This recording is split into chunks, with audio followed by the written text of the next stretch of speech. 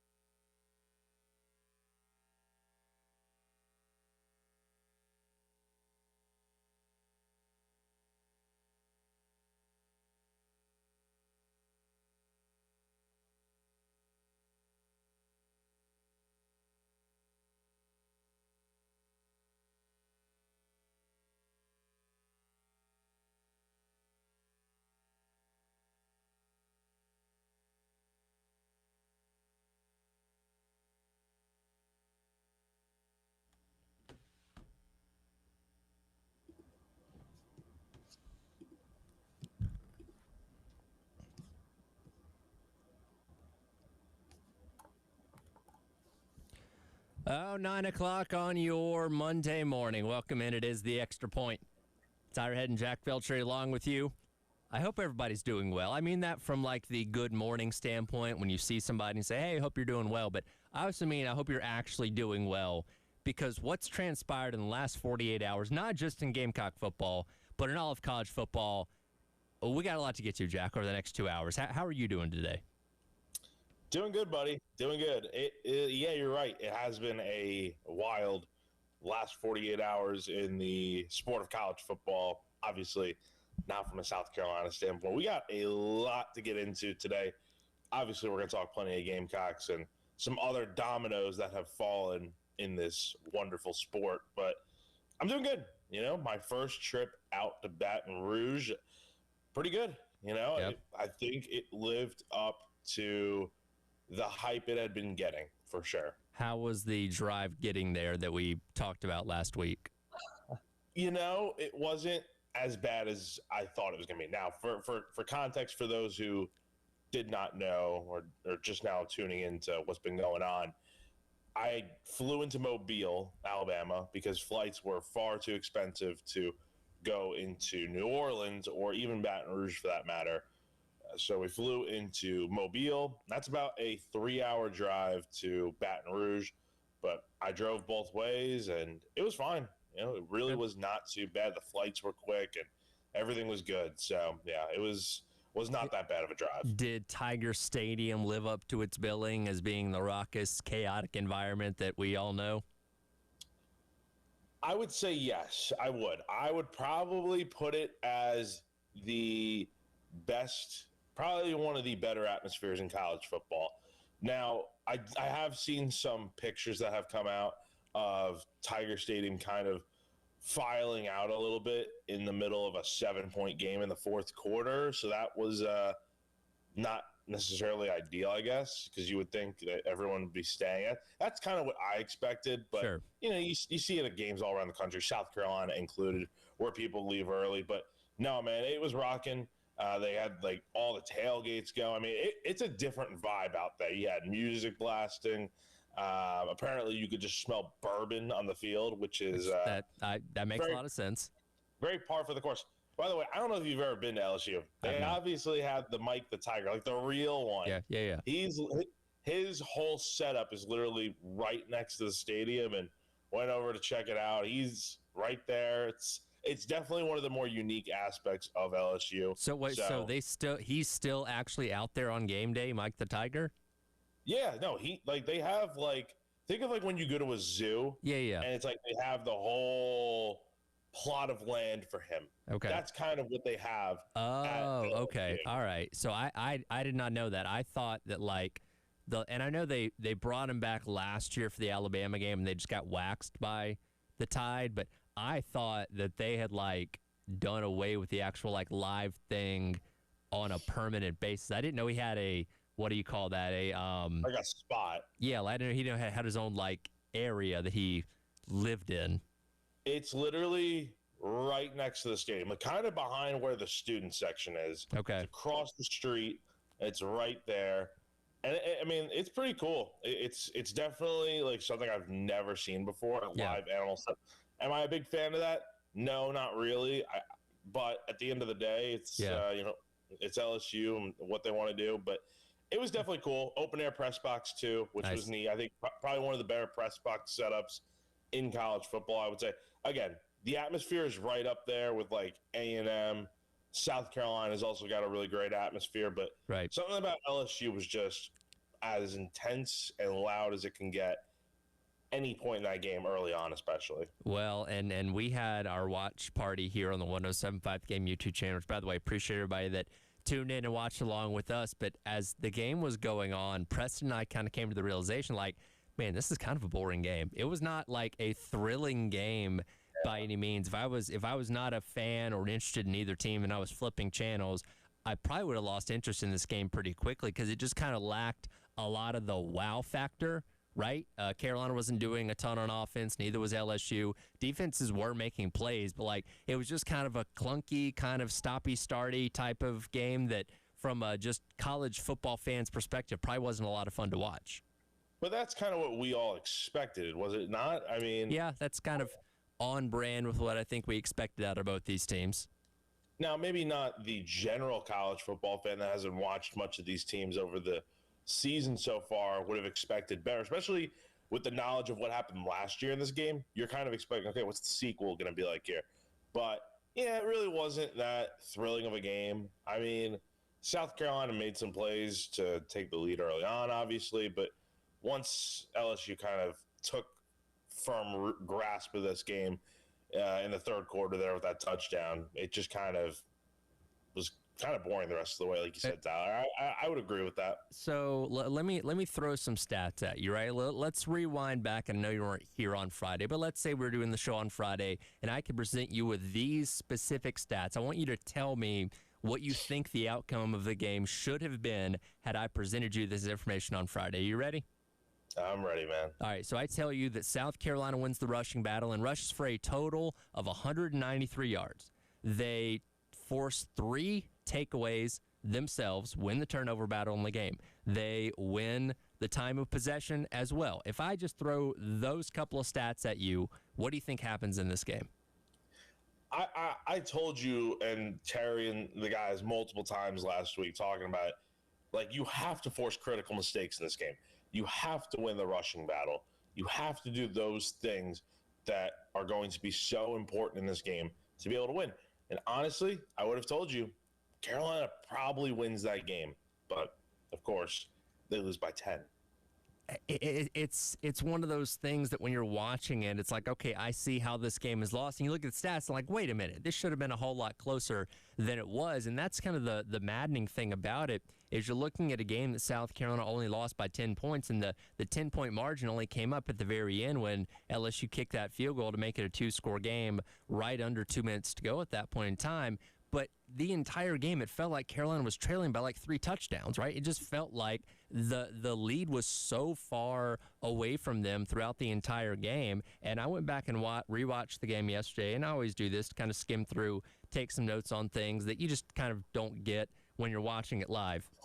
Carolina is at LSU's 37-yard line, down 7 points with 7 minutes and 17 seconds to go. This is right before you had the failed 4th down attempt to Dre Jacobs, which was a bad play call from the very beginning there. But with half of the 4th quarter to go, you're down 7 points, still with an opportunity to win this game, but it felt like that lead was insurmountable the entire night. I mean, yeah, your offense simply could not do enough. You don't win football games with 10 points. Like, your defense did their job in this game. Let's give the defense a lot of props. At the same time, this game really could have been and probably should have been a blowout in a lot of ways because LSU really screwed up a lot down in the red zone. I mean, there were 3 drives in this game, 2 of which were turnovers. that LSU, I mean, they had the fumble at the 1 yard line. They threw a pick in the red zone that Peyton Williams caught. They obviously had at the end of the game when it was still 17-10 and they were at the 1 yard line, they had to kick a field goal. So, I mean, the defense did its job in this game to help you win. But at the end of the day, your offense is just so inept right now. You're inconsistent at best.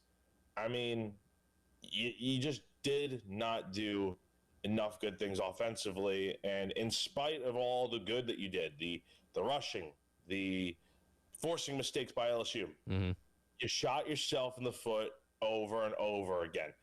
I don't think it's so much of LSU won this game. Obviously, they did, and they made enough plays in the end to get the job done. I think it's more so South Carolina lost this game, and South Carolina beat itself. South Carolina was its own worst enemy in this game, and that's just the truth of the situation. There's no better encapsulation of that, and I want to know what your genuine reaction was when this happened. Because the game starts, kick the ball off to LSU, you force them to punt pretty quickly. All right, defense did their job, did what you needed to do. And the first snap of the game, you fumble the exchange between Rodney Newsom and Lenore Sellers, where apparently, according to Shane Beamer, everybody knew the snap count but Rodney Newsom. And here's what makes this worse. You had 2 weeks. You had 2 whole weeks to prepare for, if nothing else, just that play alone, and you screwed it up. What was your reaction when that happened? Well, I go back to what I said earlier about how loud Tiger Stadium could get. That was about as loud as it got right there. I mean, it was buzzing in there. Those fans were jumping up and down. It was going nuts. My thought on it was communication's been an issue for South Carolina pretty much all season. That was just a microcosm of what they've been dealing with. And it kind of looked like that was an issue throughout the entire game, if I'm being honest. There were moments in that game where maybe you really couldn't tell based on, because they got the plays off, but there were times where it's like Lenoris is like, signaling for a guy to come this way or a guy to go that way. And, it just looked like there was a lot of confusion for South Carolina. And yes, the crowd's going to play a factor into that. But at the end of the day, like, you get the play, you're supposed to know where you're supposed to be. And there were times where it just felt like guys were not on the same page. And that's a problem. Is that, a fault of Mike Shula and the plays they're calling? Maybe. I don't know how long these plays are and if they're simplified enough or dumbed down enough for these players to understand. I don't know if that's the issue or just the fact that they couldn't hear again. Maybe we'll find out more tomorrow when we do talk with some of the players during media availability on those communication issues. But again, man, it's just that first play, it didn't hurt you too much because you held LSU to a field goal. But those are the stupid mistakes that we're talking about, that you make those mistakes in that game. They really should have hurt you a lot worse. Yeah, well, LSU should have been able. They got the ball at the 17-yard line, Tyler. Yeah. They should have been able to punch that thing in. But give credit to what is a good defense for South Carolina, being able to get the stop. If I'm the defense after that game, Tyler, I am furious. Like, they're not obviously going to blame the offense or anyone in particular in post-game media availability, but I am sure that those guys internally are just so frustrated because they did enough to win that game, and your offense goes out there and lays an egg. That's simply what it was, in my opinion. I go back to it, as dysfunctional as your offense was, with 7 minutes to go in the fourth quarter, you were only down 1 score with an opportunity to go out there and maybe tie the game, and who knows what happens after that. Your defense did more than enough. They gave up quite a few yards on the ground because LSU had a good night on the ground themselves, but all things considered, it was a solid night for the defense, and your offense couldn't get out of its own way, couldn't stop shooting itself in both feet, quite frankly, to do enough to score more than 10 points in this game. They did not run a single play in the red zone. Not once did they cross over into LSU's red zone. The only time they scored is because Matthew Fuller broke off a 72-yard touchdown run, but not a single snap was taken inside the 20-yard line of LSU the entire night. And we haven't even really gotten into why South Carolina shot itself in the foot. We've mentioned it a few times now, but there are certainly reasons how South Carolina lost this game, besides the fact of, which I didn't even realize, that they were never running a play inside the red zone. There were more mistakes in this game that it's just like you just put your palm to your face and you're just like, what are you guys doing? I think the farthest they got, because when you look at the drive chart, the farthest they got as far as the end of a drive was the LSU 28. I believe they got all the way to the LSU 26 at one point and went back a couple yards. But yeah, to make it more, they never got inside the LSU 25. If we want to put another number on it, you never got inside the final quarter of the field for LSU the entire game.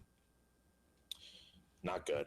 Not good. Not good, Tyler. No. Well, listen, there's a lot to unpack here. We want your reactions as well. 803-404-6100 on the Firehouse Subs text line and the AAA Heating and Air phone lines. We've had a coaching change. Lonnie Teasley's been let go. We'll get into that as well. A lot to unpack from Carolina's 20-10 loss to LSU on Saturday night, and that's coming up as the extra point rolls along in your Reaction Monday here on the game.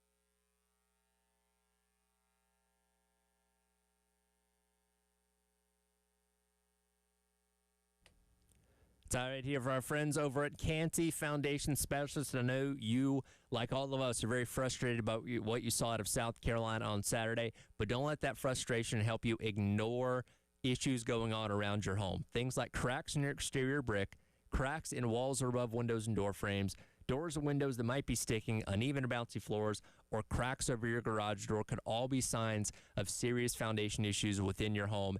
And if you have any of those problems, you need help from our friends over at Canty Foundation Specialist. Go online to schedule an appointment today at cantycanfix.com. They'll send a professional out to your home to evaluate those foundation issues and get them fixed so you and your family can live worry-free going forward. Again, go online to schedule an appointment today at cantycanfix.com for our friends over at Canty Foundation Specialist.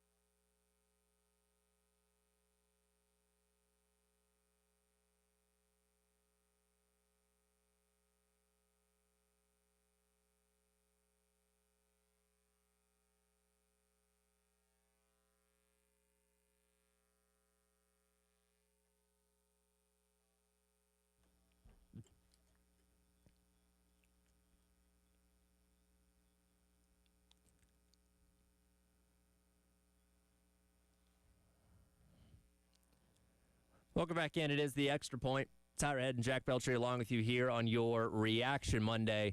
We'll get to some of your thoughts. Ray's holding on the AAA Heating and Air phone lines here in just a moment.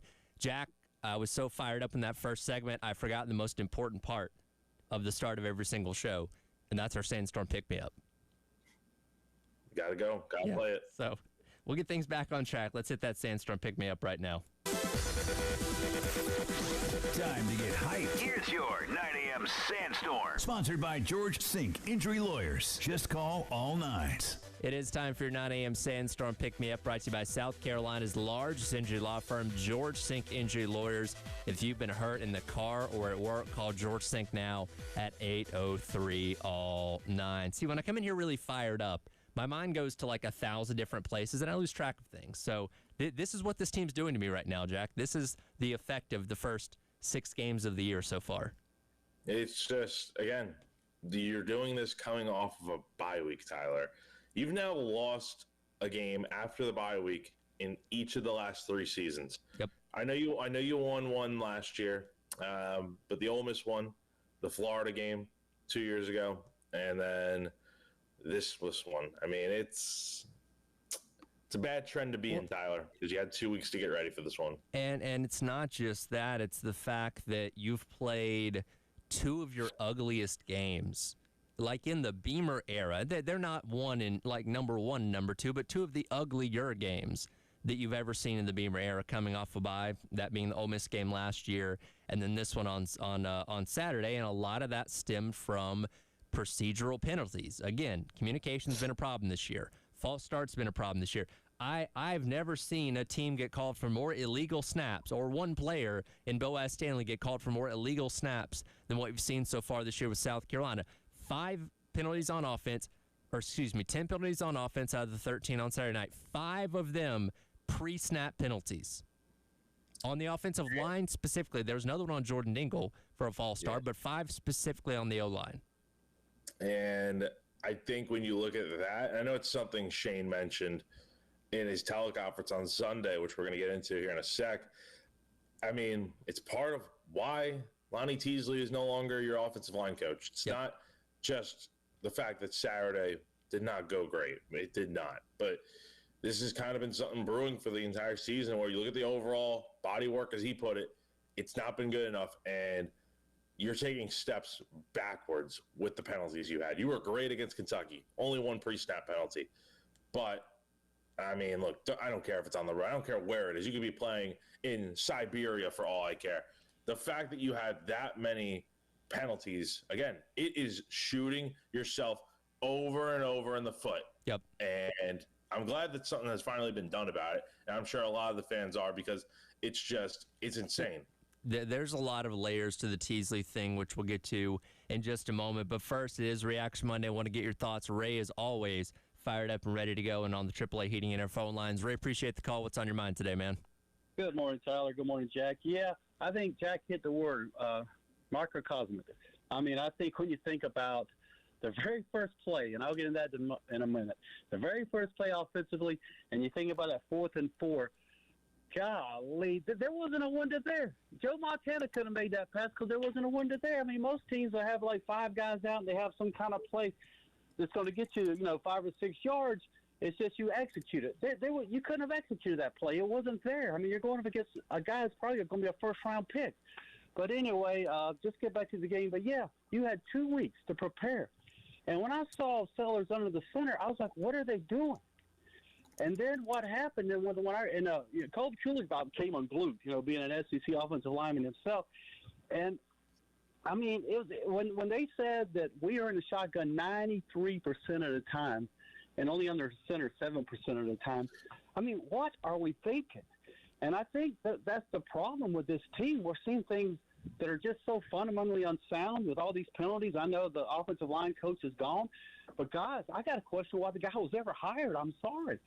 And the offensive, the play calling is terrible. I mean, those guys were blitzing, and it was almost as if, I mean, Jack, you were there. When our center snapped the ball back, there was at least 2 or 3 linemen. They're almost, even with the ball, coming after Sellers.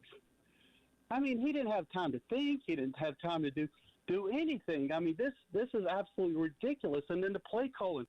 Did you see one slant? I mean, I give LSU credit. They use their tall guy. We don't use our tall guy, and that is the problem. But guys, hey, thanks a lot. A lot of issues. I think they gave us enough material the last 48 hours that we almost don't even have to talk about Oklahoma until about Thursday or Friday. But thanks a lot, guys.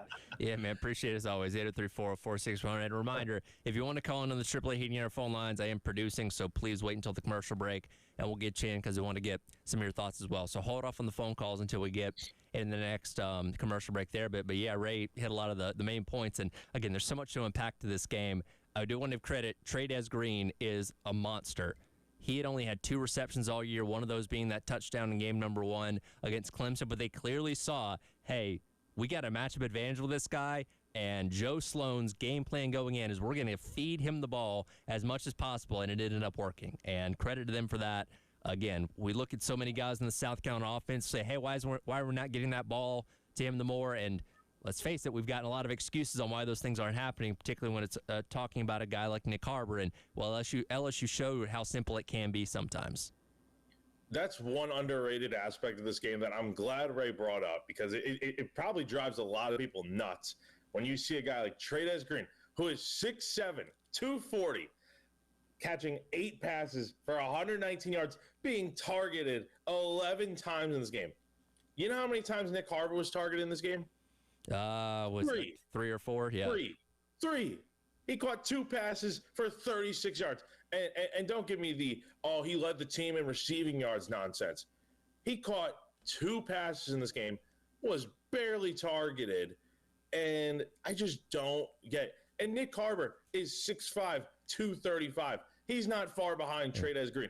But that's an offense that knows how to use their big player, and South Carolina, for 3 years now, hasn't even figured out how to use Nick Harbor properly, aside from a game here and there. It's a complete failure so far under South Carolina. And let's go back to the 4th down, because Ray touched on it as well, where, again, you got a 4th and 4. You're in LSU territory. And again, I don't mind being aggressive and going for it there, because, quite frankly, you didn't know if you're going to get the ball back, right? And because LSU had actually been running the ball, pretty decently. But a curl route on 4th and 4 where you throw it in one-on-one coverage to one of the best cornerbacks in all of America in Mansour Delane. And I get it, Dre Jacobs has been your leading receiver. I in a do or die situation like that, I never want to throw to the side of the field with their best defender. And that's exactly what they did. And by the way, there was no other option on that play. When you look at Lenore Sells, he's watching Dre Jacobs the entire time. There was nothing else on that play that he was looking at. He watched him the entire way through the pass. And again, blanket coverage by Mansour Delane. Credit to him. That play wasn't going to work. I'm going to use a word that I just have not used to describe the play calling all year, and I think fans will probably be, so excited to hear it. The offensive play calling was terrible on Saturday. I'll say it. I don't think Mike Shula's play calling was good at all enough to win that game. Those plays drive me nuts. Where obviously the 4th down call was just really, really rough. I think back to the second drive of the game after you had the botched snap on the first play for the offense. You know which one I'm talking about, I think. Yep. The 3rd down, 3rd and 8, and you run a QB keeper over the middle with this offensive line blocking for you. It felt like South Carolina was playing for the field goal in that situation, which, by the way, give credit where it's due. The offense was marching down the field and running some really good play calls. So, yes, I think the play calling overall on Saturday was terrible, but I got to give flowers where it's due because there was some good early on in that game.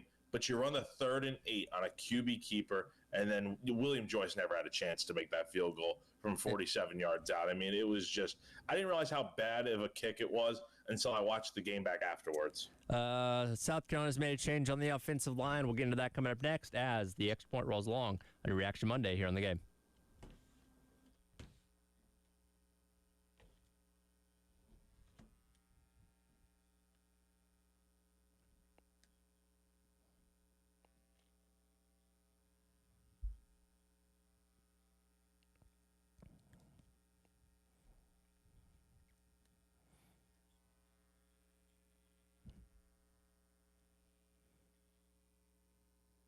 It's all right here for our friends over at Twin Peaks. Saturday was not the most fun day to be a South Carolina fan. So if you need something to help take your mind off, a little bit of a sweetness to help brighten your day a little bit, we can get it down to Twin Peaks and help them celebrate National Dessert Month all month long. You can celebrate the dessert month with sweet endings like their Cinnamon Toast Crunch Cheesecake, topped with rum chata sauce, or a Twin Peaks sundae with vanilla ice cream and warm Ghirardelli brownie. You can pair that with a Screwball peanut butter whiskey for the ultimate game day finish. We're in the middle of the month of October, the greatest month of the entire sports calendar, where you've got college football, you've got pro football, Monday Night Football coming up tonight, by the way. You've got the MLB postseason. So many things take in, and only one place taking all that great action with our friends over at Twin Peaks. Get down there and hang out today with our friends at Twin Peaks.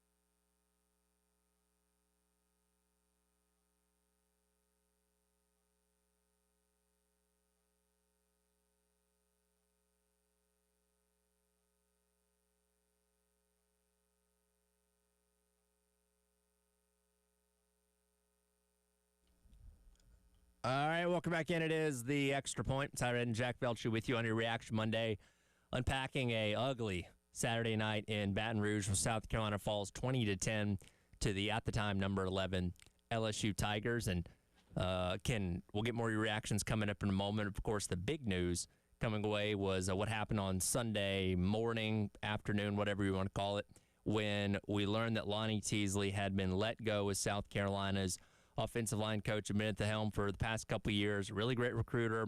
Obviously, the results on the field were not speaking for themselves. And here's Coach Beamer last night on his weekly teleconference explaining a little bit more on the process and the decision of moving on from Lonnie Teasley. First of all, Lonnie is a fantastic coach, fantastic person, has an unbelievable family, and these decisions aren't easy, and I hurt for him and his family. I watched the tape of the game on my iPad on the plane, and after getting done watching it, and it wasn't just from last night, it was, thinking about kind of where we are and overall body of work on the offensive line, and really us as an offense right now, and looking at the overall body of work, I felt like the best decision for our team was to make a change with the offensive line. I got back to my house last night at, I think, 4 in the morning is when I walked in my house. Knew Jeremiah Donati was awake because he was on the plane with us, so I called Jeremiah at 4:18 a.m. and I talked to him for a little bit about where my head was and what I was thinking, and make sure he was okay with it. He was. Went to bed, slept for about an hour, and then I've been back here in the office since then, and met with Lonnie this morning and informed him of my decision. Real quick, and he mentioned there at the beginning, he hurts for Lonnie and his family. There's a human element to coaches getting fired they wouldn't really talk about as much, and that is the fact that these are people that are losing their jobs, their families are affected, wives, kids, all that kind of stuff, and I'm sympathetic to that. But at the same time, when you get paid the money that these guys get paid, when your job is as out in the open, as high profile as it is, if you're not yielding the results, you are subject to getting moved on from, which is what happened here with Lonnie Teasley. Jack, I've been doing this job for 3 years covering this team. There's not a more popular thing that I've heard in terms of coach movement than people wanting Lonnie Teasley gone and Sean Elliott to take over as the offensive line coach. And, well, that's exactly what happened. Yeah, fans have gotten their wish, and we will see if it leads to better results on the field. The thing I do worry about I think Sean's going to do the best that he can, right? I think he's done it before at South Carolina. He's been an offensive line coach here at this university before. The thing I worry about is not so much who's coaching this group. Maybe something will click. Maybe something will be different. Yep. At the end of the day, the players are still the same. The coach is gone, but the players are still here, still the same 5 players out there. I know you've had injuries on the O-line, so when you get your best combination out there, is it going to be like a noticeable improvement? Are you going to get more push up front? Are you going to do some better things up front? Again, the rushing attack was good in this game. They ran for nearly 200 yards of offense in this game, which is, good on the offense. And I think some of that probably needs to be credited to the O-line, right? Because you have to get some blocking up front to run for that many yards. But I do worry, though, if it's going to make a change, if it's going to make a noticeable impact or not, just because you still have the same players out there, even though the coach is gone. Listen, if you can figure out how to stop having pre-snap penalties, I'll consider that a win.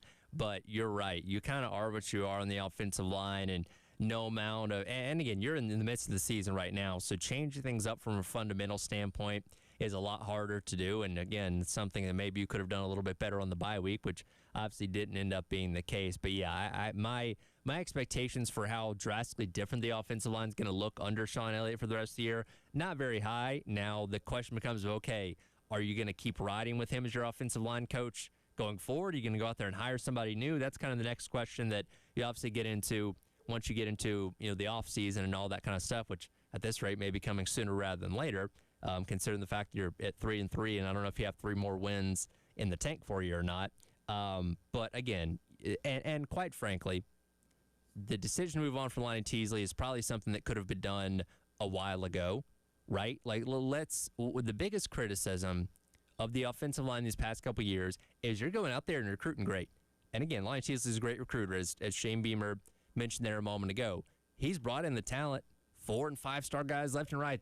I've heard about nothing but the Great Wall of Carolina since I've been here, right? And you've got the talent that seemingly was supposed to make that up, but there's something about when they get on the field and they actually start playing football that it's not translating. And there's no greater example of that than Josiah Thompson, who, like, last year, he was okay. He was fine. He had his growing pains of being a freshman, which is to be expected playing a spot like left tackle. He's clearly gotten worse this year. He has clearly regressed. And that, again, if you need just one example of the offensive line experience at South Carolina, that's it. And I don't know. And again, we're not at practice. We don't get to see what's going on there. There's some kind of issue in when these guys go from being high school players, highly touted ones at that for the most part, to getting here and playing on the field that's not working, and a change had to be made. And you mentioned Thompson. I mean, he had multiple pre-snap penalties of his own on Saturday. Put on his butt a couple times. Like, it was bad. Yeah. So that's something we haven't talked about a lot this year. Is just, I think it's kind of flew under the radar of Josiah Thompson has struggled in a lot of ways this season. I think it's hurting South Carolina. But again, the main thing I worry about with losing Teasley is the fact that he is a really good recruiter, and we've heard some of the reactions of different commits and recruits out there for South Carolina on the offensive line that have spoken about Teasley and what that means for him to be gone and how it kind of maybe shakes things up a little bit. But Shane made a good point yesterday. Like, there are more reasons than not why you're picking South Carolina aside from who the coach is. Like, and I think for a lot of people, if you're just going to a school for, obviously money is the ultimate deciding factor for most people, but if you're going to a school just because of one coach and that sways your opinion enough, then were you really that interested in the school in general? I would rather take an offensive line coach that's only going to bring in 3-star talent or less that you can promise me is going to make them better than a guy that consistently brings in 4 and 5 stars and makes them worse. That's how I look at this. That's a good way to look at it. I agree, because just because you have all these stars and stuff does not mean that it automatically translates to a great product on the field. Again, you mentioned this great Wall of Carolina stuff that we've heard about for years now. I mean, the wall is seemingly just fallen down with Teasley being gone now. So it's just, this really could have been a decision made a long time ago. But, Shane's never gotten rid of a coach in season. I think that's an important thing to note here, is that he's never fired a coach in season. That's something that even I asked about in this teleconference yesterday. Does that lead to more changes happening in future weeks with still so much time left in the year? I feel like, he's always evaluating, right? So I feel like it's always possible. Nothing should be off the table at this point. You're right. This is only the second coach he's moved on from in general, because Monteiro Hardesty got let go at the end of the 23 season. You've had coaches leave, and God, Marcus Satterfield got snapped up before you could have fired him. But yeah, this isn't something that Shane does consistently in terms of letting coaches go. So this is a significant moment, letting a lot of Teasley go right here in the middle of the season. More of your reactions coming up next. William, you're holding. We'll get to you right at the beginning of the next segment as we come back and wrap up hour number 1. By the way, your next chance to win $1,000 in our keyword cash contest is coming up here in just a second. Be ready to text that word to 95819 for your shot at $1,000. It is the Extra Points. Howard Head and Jack Beltry on your Reaction Monday here on The Game.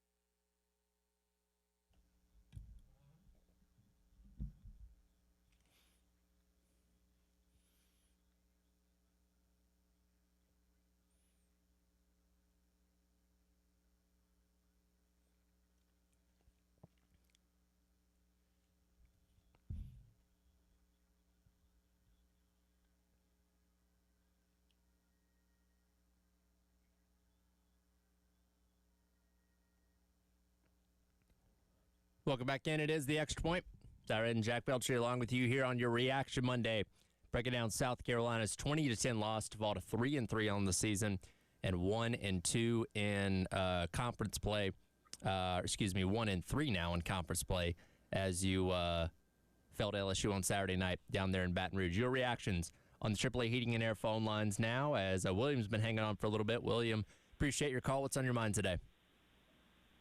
Hey, thanks for having me on. Yeah, I think obviously, the main concern here is obviously, the offense overall. I thought the defense played well considering some injuries. Obviously, Cisse got knocked out a little bit early. Barrett and Kilgore got banged up a little bit, but I think they both came back in. I think the offense is just what's the most concerning, right? We have obviously the offensive line coach move, right? I think that was definitely a good move, a move that probably should have happened a while ago. But I think that's good. My only concern there is obviously the recruiting, guys like Darius Gray, who we just got before the season started. But you can't really worry about that. Like Beamer said, you have to worry about the 2025 season. And obviously just how Elliott's going to be able to get that O-line room motivated mid-season. So that's my only concern there. I mean, obviously after that very concerning performance, I'm hoping for some extra juice from that O-line. And then obviously just the offensive play calling. I don't know. I think that, the play calling, it's just like sometimes I don't understand because, I think in the third or fourth quarter we went on that drive where we started off, we had 4 or 5 plays going down the field fast and efficient. And then it's like we just go for it on fourth down, don't get it. I mean, I understand going for it at that point in the game, but it's like the play calling wasn't good there. So I still understand, I know the O-line doesn't help. Sellers got pressured a lot, sacked. He can only do so much sometimes, and even he has to make better decisions. But it's just like the offense as a whole, he only had 124 yards. Harbor only had 36. It's just I don't understand sometimes, but I'm hoping for some improvements. We were 3-3 last year and we went on a run, so I'm still believing that we can go do that. Hey, appreciate the call there. Absolutely, William Mader, 3-404-6100. A lot of good points that he hit on, and I think this world of college football is proving to us this year that nothing's impossible. So I guess we can't fully say they're dead yet at 3-3 because who knows what could happen at this point. But my confidence is not very high. I will put it that way. That was a very good call. He sounded, not to assume, but he sounded a little bit younger. So it's a pretty intelligent call right there with a lot of good points brought up there by William. So shout out to him for that. But yeah, I mean, look, there's a lot that went wrong in that game. More bad than good, obviously. And I think it is fair to bring up the fact that Sellers did not have his best game at all. But at the same time, he was under pressure so much in this game. And again, that goes back to the offensive line and needing to figure it out and how to protect him better. I mean, the penalties are one thing. I think that's a easier fix than not with just don't have a false start. I mean, just be more patient. But the blocking is really what I think people want to see improve because it has been an issue for not just this season, but so many seasons now at this point under Shane Beamer. And I meant to mention this stat earlier, talking about the protection up front. Sellers was pressured on 65% of his dropbacks on Saturday. Now, I believe only 2 sacks went on register, and he did have a couple of intentional groundings, which basically will act as stats or as sacks. Excuse me, I can't speak on the stat sheet, but yeah, he was just under duress. And look, he made a couple of what we like to call the magic plays, where he escaped what would be sacks and was able to scramble for a couple of yards, if nothing else. So it could have been a whole lot worse. But yeah, pressure was in his face the entire time. And okay, yeah, you've had some injuries on the offensive line and dealt with some of that on Saturday as well with Shed Surratt going out. But still, that's not an excuse for it being as bad as it is right now. And again, this has been not just a one-year thing. It's been a consistent thing for a while, which is why they made the move with Lonnie Teasley. It was a move that had to be made, right? It really did. Again, you'll figure out the recruiting side of it later on. I mean, hopefully you're able to keep these guys committed that are even remotely thinking about opening up their recruitment again. But, I mean, you got to get to December, right? You got to get to December to signing day and get these guys locked down. And then, with the season as a whole, 6 games left to go, you do need to figure out, okay, can we make the right adjustments with your Sean Elliott get the right adjustments to make sure this offensive line can just protect a little bit longer, because it's like 2-3 seconds before the defenders come right at Sellers, and that's something that needs to be fixed, injuries or not. So the running game was actually decent on Saturday night, but there's one element of it that had people really fired up, and rightfully so. We'll get into that coming up next and what that actually says about the dynamic within this team in hour number 2. It is the Extra Point. Give us your thoughts. 803-404-6100 as Reaction Monday rolls along here on the game.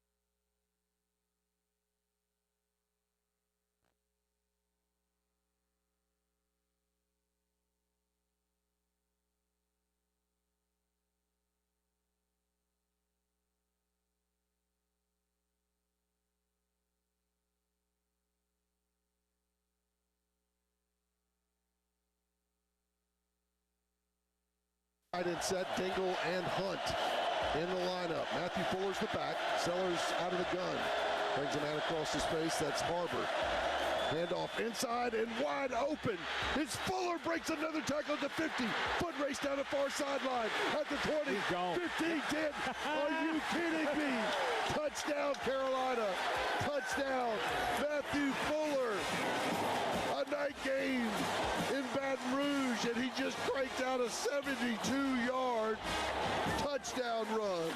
Welcome back in. It is the Extra Point. Tyler Head and Jack Belcher with you here on your Reaction Monday as we're examining South Carolina's 20-10 loss to LSU down there in Baton Rouge. And there was about your lone offensive highlight of the night. Matthew Fuller breaking off the 72-yard touchdown run for the early lead for South Carolina there late in the first quarter, going up 7-3. But this is where people got very aggravated, is what happened after the fact here. And I want to go to the Firehouse Subs text line because Jim weighs in and says firing Teasley is only half the problem. The offense coordinator, Shula, is the other half. Just look at Saturday with the 3rd and 8 quarterback draw up the middle, which is what Jack referenced earlier. And a running back runs for over 70 yards and a touchdown and never gets the ball again until the 4th quarter and only one play. These coaches gave the game away. Now, it wasn't until the 4th quarter. He did get in the 3rd quarter for a couple carries, got a catch out of the backfield. But still, after that touchdown run, he did not touch the ball again for the rest of the first half, which is maddening. And, of course, I don't know if you asked him about this or whoever. I did. It was you. Okay. Asked Coach Beamer after the game, like, hey, what was the deal with Matthew Fuller not getting touches after scoring that touchdown? And here's what Coach Beamer had to say. Yeah, he needed to be back out there. I told the coaches at halftime, give the freaking ball to Matt Fuller in the second half and let's get him back in the game. Can't remember how many drives drives we had after that. One was a 2-minute drive where Oscar was in there for a little bit more protection, but certainly, we got a good rotation with those 3 guys, but Matt's a load, and we got him back rolling in the second half. And in the first half, certainly we wanted to get him back in there, but part of that too was keeping the rotation because Sewell ran the ball really well tonight, 13 times for 72 yards, and then Oscar was in there on that drive to finish the first half when it was 2 minutes. And this isn't like a random thing, right? We've seen over the past couple of weeks, it's very clear that Matthew Fuller has gained the trust enough to get a bulk of the carries. He ran the ball more than anybody did against Kentucky a couple weeks ago, and the majority of those yards came on that final drive when they were salting the game away. But still, they felt comfortable enough to put the ball in his hands when they needed to run the clock out. And going into this game, I kind of felt like he had emerged as the better running back of the 3 over the course of the last couple of games. And he finally gives you that big explosive play we've all been waiting for out of this running back room that goes for a long touchdown and gives you your only lead of the entire game. And then it's just nothing for the next basically quarter to quarter and a half. It's quite frankly just ridiculous. I just did not understand it at all. Now, he was on the field. He was in that first half still. So let's not misconstrue this and say that, he wasn't even on the field at all after that touchdown. He was on the field. They just were not giving him the carries. I mean, those were going to Rasul Faison, Oscar Attaway, other guys that Beamer wanted to get the rotation going a little bit. And Faison had a pretty good game. He did. On Saturday. I'll say that. But end of the day, it's ludicrous that he could have a 72-yard touchdown run, do the things that he did with a pretty small gap to run through, mind you. A pretty good block by Trill Ball kind of opened the gate a little bit for Fuller to run through and have that big run. But for him to not even get a touch until the opening drive of the second half is just it's just crazy to me. And, I kind of looked back at what Beamer said there a few times now over the last few days, and I'm just thinking, like, that's his call to make, that Fuller should be getting the carries. I'm sure he doesn't need to ask the coaches, like, hey, can we get Matt Fuller some more touches, please? No, he's the head coach. He makes the decisions. It should be more of, hey, we are going to get Matt Fuller more touches. And the fact that he didn't get the ball at all the rest of the first half is just silly. It is. And I'm glad you brought that up because that's where I was going to go with this too. When I heard that explanation from Shane on Saturday, it's like, dude, you're the head coach. You have overriding power on everything on this team. If you don't like what's being done, if you don't like the personnel on the field, you have the ability to change that, which is why, to me, it's like, why did that conversation have to wait until halftime? Why did it have to wait until everybody's sipping on Gatorade and eating fruit snacks in the locker room waiting for the second half? You could have done that at any point during the second quarter. And you know, it's not like Shula's up in the press box. Like, you can walk down to him and say, hey, I know what you're trying to do with the rotation. Matthew Fuller is hot right now. Let's get him out. Take one out, put 28 in, or take 27 out, put 28 in. Like, you have that power.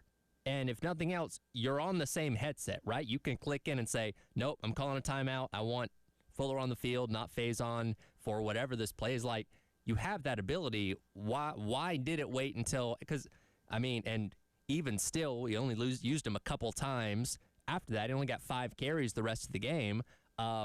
Like, again, I'm confused. Maybe I'm oversimplifying this, and I get it. There's a lot of chaos happening on the sidelines during a football game, but, like, why did it have to wait until halftime for that point to be made, right? If over the next couple drives you're like, hey, man, Fuller hasn't touched the ball again. What's going on here? Like, you have that ability to say something and to make that overriding power. Why did it wait until halftime? I feel like that's an answer we'll never truly get. It's just maddening, I think is the word you use, Tyler, to think about the fact that, yeah, like, that actually happened in the game on Saturday. It's just one of the many things. It's just like head scratching to me of, it's not like he ran for that touchdown and immediately the offense goes back on the field and he needs a break. He needs to take a breath. He got winded. Like, you had your time on the sideline to cool off, chill for a second, and then go back out there on offense. And again, he was on the field, but they just never gave him the ball. At that point, you have the lead in the game. Why wouldn't you continue to feed him the rock a little bit, get him going? I mean, again, ride with the hot hand. I feel like I've heard South Carolina. I can't remember exactly when, so maybe I'm just paraphrasing here or just making this up.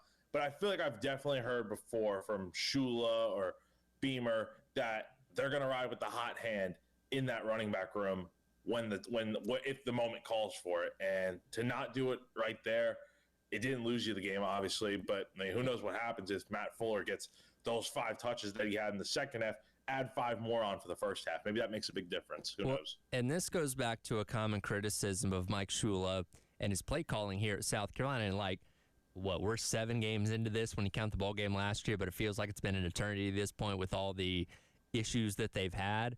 And look, Mike Shula, there's a reason why he got to be head coach at Alabama, because he knows more football and has forgotten more football than any of us will ever know in our lives. And I don't deny that. But we as football fans can see when things are working and when things are not working. And there's just something about, and this goes back to the ability for him to draw up a phenomenal scripted drive every single game, seemingly to go down there and score a touchdown, and then seemingly use none of those same elements for the majority of the rest of the game. It's almost like the game flow element of it is something that he struggles with. And I get it. Some offensive coordinators are better than the others, but there's clearly an issue where when there's something that's working, the ability to continue to do that thing over the course of the entire game. And I that's where I'm getting lost in all this, right?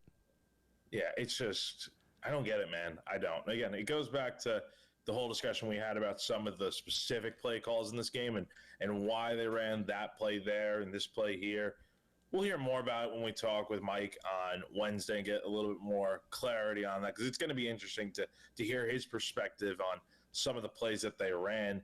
And again, maybe he'll just say that it just didn't work or whatever, or with the whole Fuller situation, like he'll probably just say what Beamer said, and that, yeah, we just felt like we needed to get the rotation going and get other guys in there. Okay, I understand that, but this is a guy that, Fuller had a 72-yard touchdown run, and I think 99.9% of coaches in America would probably have Matt Fuller right back out there to get more carries. But maybe I'm just being crazy. I'm not sure. Yeah, again, these guys are high-level football minds, which is why they're in the positions that they're in. But it is maddening to see these same kind of results happen over and over again. And I'll get to another text here, a little bit of a longer one. Says, how many offensive coordinators, DC's assistants have been fired over the years and replaced all in the exact same results?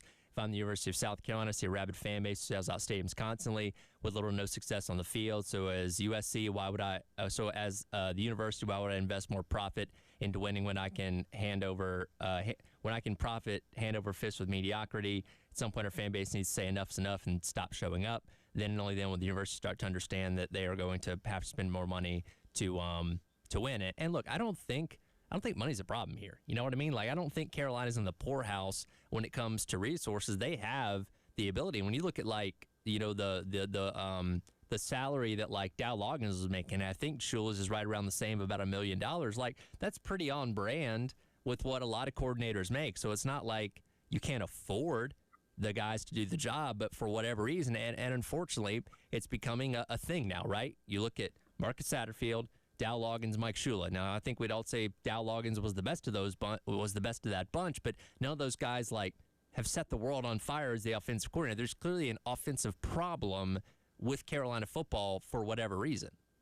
There is. And, you know, I'm actually working on a story about it for later today on something I asked Shane about, you know, would there be any more coaching moves in the future? And he brought up the fact of, like, he had, you know, heard from obviously a lot of fans and stuff online, because you see it every year where fire the coordinator, fire this guy, fire that guy.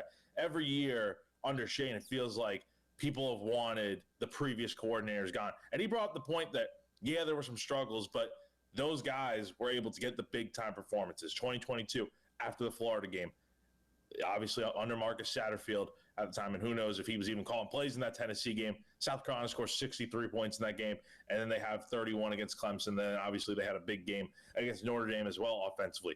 Last year, you look at the Ole Miss and Old Dominion games as the struggles that Beamer brought up, and then they pick it up as the year goes along. But my thing is, that's true, and it's a fair point to bring up that, you know, you can't judge a team and an offense just off of a few games. But we haven't seen that sign at all. No. That breakout performance is going to come. This offense still ranks at the bottom of the SEC in a lot of statistical categories. We have the rest of the week to really look ahead, but just peep at the rest of South Carolina's schedule. And I'll admit, Coastal Carolina, which, by the way, shout out to them, that did get a win this weekend.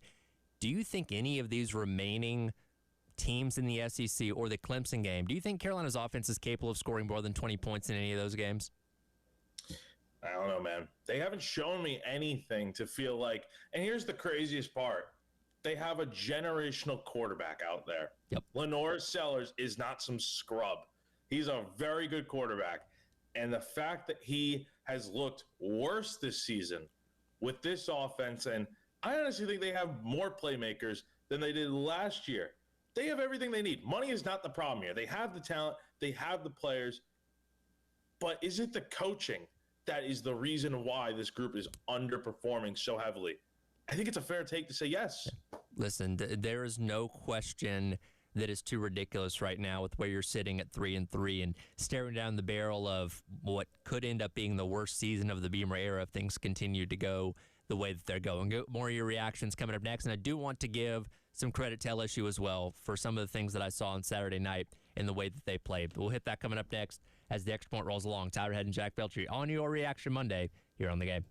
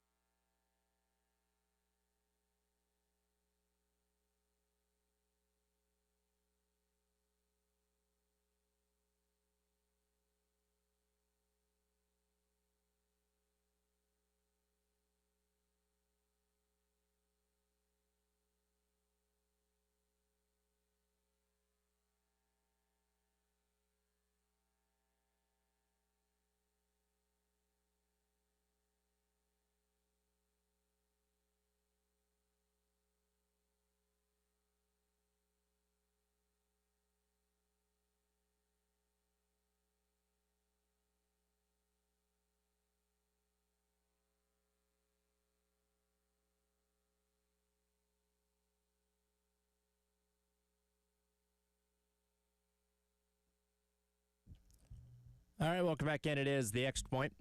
It's All Right, and Jack Belcher along with you here on your Reaction Monday on the game. Appreciate all you guys that have weighed in so far on the AAA Heating and Air phone lines as well as the Firehouse Subs text line.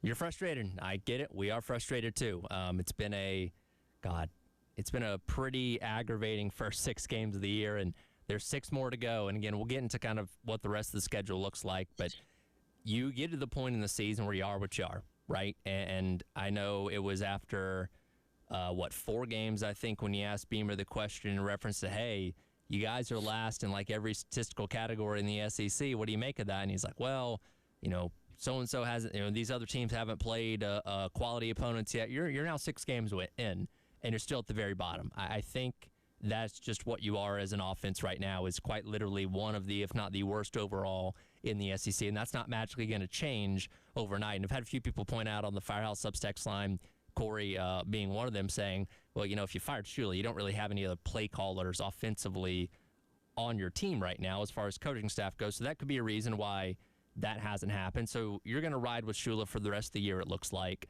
But again, I don't know where my optimism of it suddenly getting better is.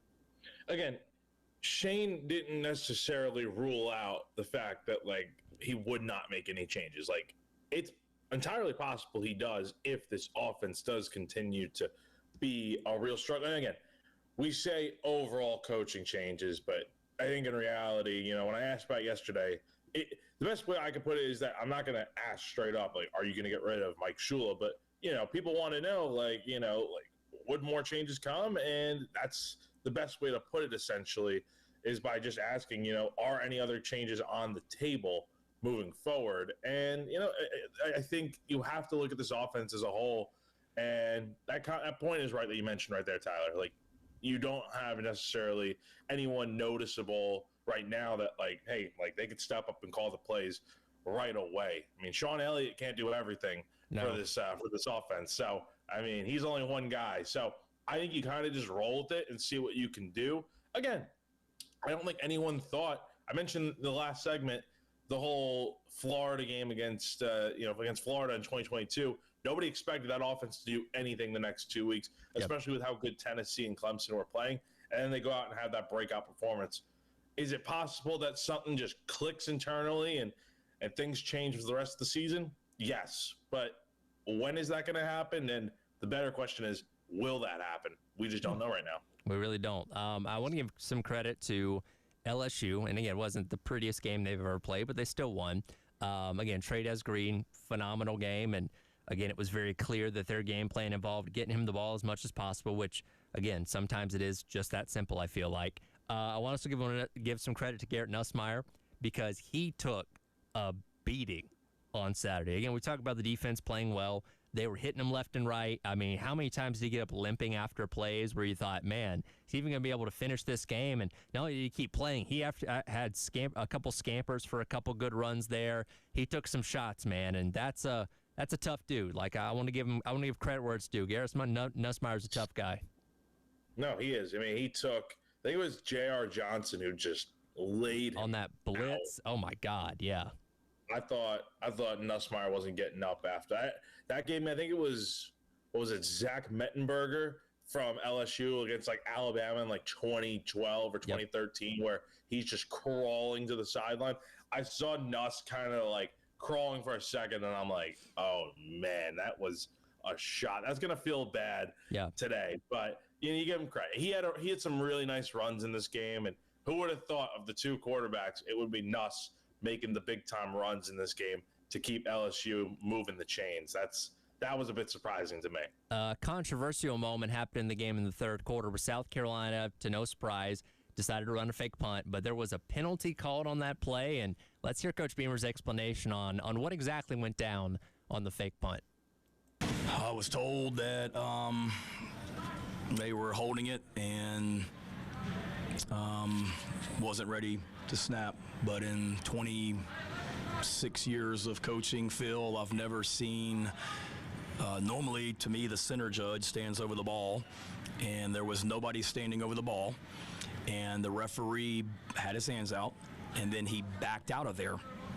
So I don't know how the punter the personal protector who's making the call and the snapper are supposed to know don't snap it when the referee is standing behind the punter. Somebody's got to explain that one to me because I have no idea.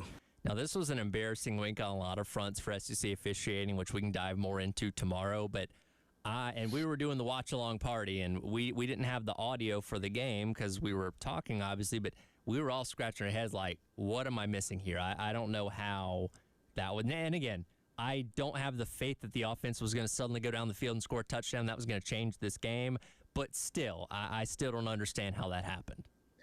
I didn't understand that one either because it would have gotten them a first down. It was a really nice play call, and it made up for the one against Kentucky where, again, I don't know what kind of difference it would have made if you picked up that one defender who came in and tackled Mo Brown against Kentucky. But, I mean, this play worked, and at that point in the game, you're still locked into, I believe at that point, was it 17-10 at that point, or was it still 10-10? I'm trying to think back. It was in that third quarter. It was 17-10 because they just scored on that prior drive. Okay, so who knows if South Carolina goes down and scores. Again, the offense was not doing much at this point in the game after the Fuller touchdown run and didn't score another touchdown the rest of the night. But, yeah, that's one where it's like I understand Shane's frustration because he was – I know you could see it on the TV. I mean, he was pissed about that play. Yeah. Let's squeeze in another call here. Scott on the AAA Heating and Air phone lines believes he has a point that we haven't gotten to yet. Scott, what's on your mind? Thanks for the call. Yes, I have the solution, and I've tried to tell him this before. Listen, I don't blame the play calling. As a matter of fact, the announcers made reference to some of the good, and he called some good plays there at the beginning. But what I do and do not understand is when your offensive line cannot protect the quarterback, why don't you have designed sprint out, roll out plays? The announcers even made reference to how Sellers threw the ball better on the run. If you can't block and you can get your quarterback to sprint on out, they have to chase him a lot further, and he's got a head start. You got a couple receivers, 2 or 3 receivers going on that side. They're going to be open, and you're going to hit them. And I just cannot understand why we drop straight back in the pocket. That is the problem. That is the problem. We can't protect the quarterback, and they're not doing nothing aggressively about it. What they need to do, they need to get Sellers out of the pocket by design. He's got a head start away from the rush, and he'll hit the receivers, and that'll open the running game up even more. I do not blame the play calling. Or some earlier games this year, I was subject to some play calling, but for overall, I think that's okay. But you've got to get Sellers. You've got to use his talent. Don't use his talent and wait till it's too late and he has a scramble for his life. Get him to use that talent up front aggressively and hit the receivers. They're going to be open. And if he can't, he can run the ball. And if he can't, he's out of the pocket. He can throw it away without getting a penalty. Mm-hmm. So that's my solution. Yep, absolutely. I appreciate the call there, Scott. 803-404-6100. I will say one thing, that Shula did have a lot more design runs for Sellers in this game, which was good to see, and he did make some things happen on the ground. But, yeah, with an offensive line that's struggling to protect, moving that pocket's not a bad idea at all. My thing with the design runs, and you're right, there were more of them in this game, but Sellers wasn't good throwing the football. Is that a necessary evil? You have to kind of, like, take one thing and lose something else. Like, it feels like South Carolina can't fully put both together of Lenoir's running the football and running the football in general versus let's get the passing game going as well. It feels like it's always one or the other. Like, one shoe's on, the other's off. You can't get both shoes on for whatever reason. Yeah, and with a quarterback as talented as Lenoir Sellers is, you would think it wouldn't be a one or the other situation, but that's kind of what it's been so far this year, which is all the more maddening of what we've dealt with so far this year. Again, there's so much that happened on Saturday night with South Carolina, but plenty of other things happen around college football as well, including one of the most surprising firings I've seen in college football, maybe in my lifetime. We'll dive into that coming up next and what's going on up in Sad Valley right now in Pennsylvania as the Extra Point rolls along. It's our head and Jack Beltry on your Reaction Monday here on The Game.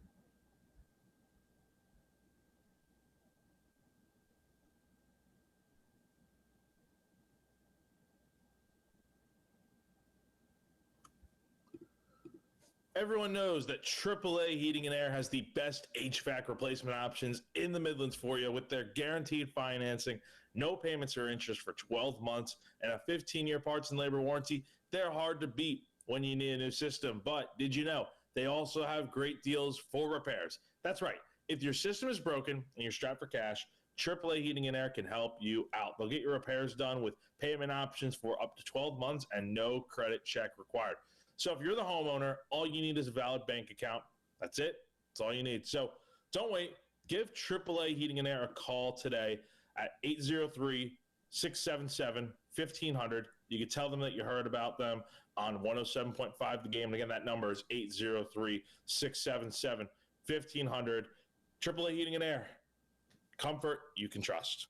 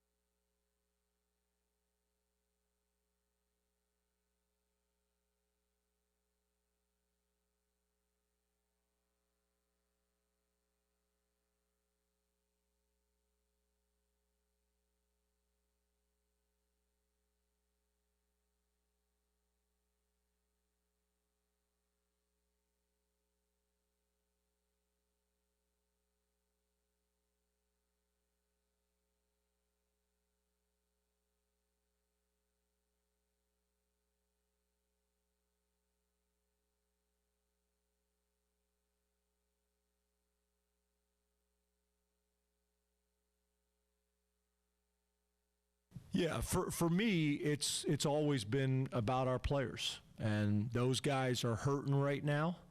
And the fans are frustrated, and I get it. I totally get it. I totally get it. We have great fans here. We get unbelievable support.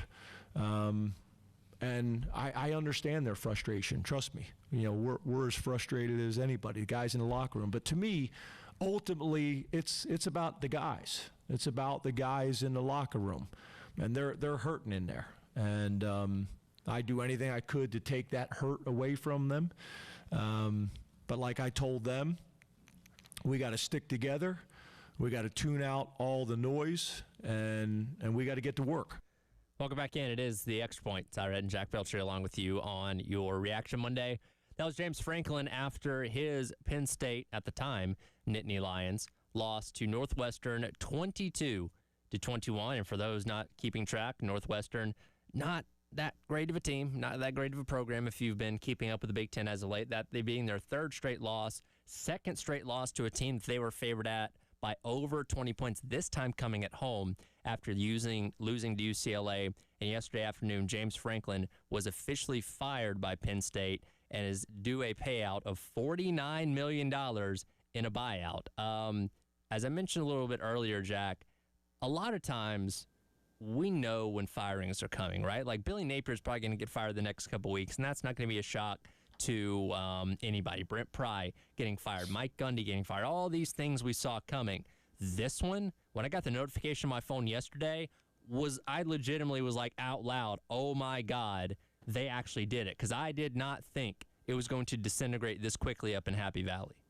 Yeah, I know. I literally just got off my flight from Mobile. Like, I was literally sitting on the plane, just turned airplane mode off, got on my Wi-Fi, LTE, all that stuff, 5G, and I saw the notification. I saw first that Lonnie Teasley had gotten fired, and then I see the notification that James Franklin's gone. I'm like, whoa, because he has such a steep buyout. It's $49 million, and it's like, I mean, what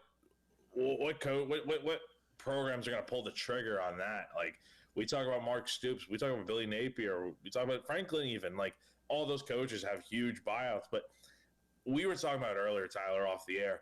I think this just shows that nothing should be off the table for any program moving forward. Because if a program like Penn State can move forward with firing a coach with that steep of a buyout, then I think most other places can do the same if things are not going well, like they have not been at Happy Valley. Let's put this in perspective.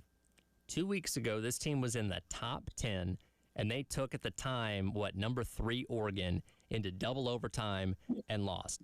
Back at the beginning of the year, this team was one drive away. They were in a one-score game against Notre Dame in the college football playoff semifinals and nearly got themselves to a national championship, something they have not been to in over 3 decades. Like, this team was on the cusp of breaking through. They were one of the favorites coming into the year to win the national championship. Drew Aller was supposed to have this phenomenal season coming back to Penn State. And, yeah, those things weren't happening.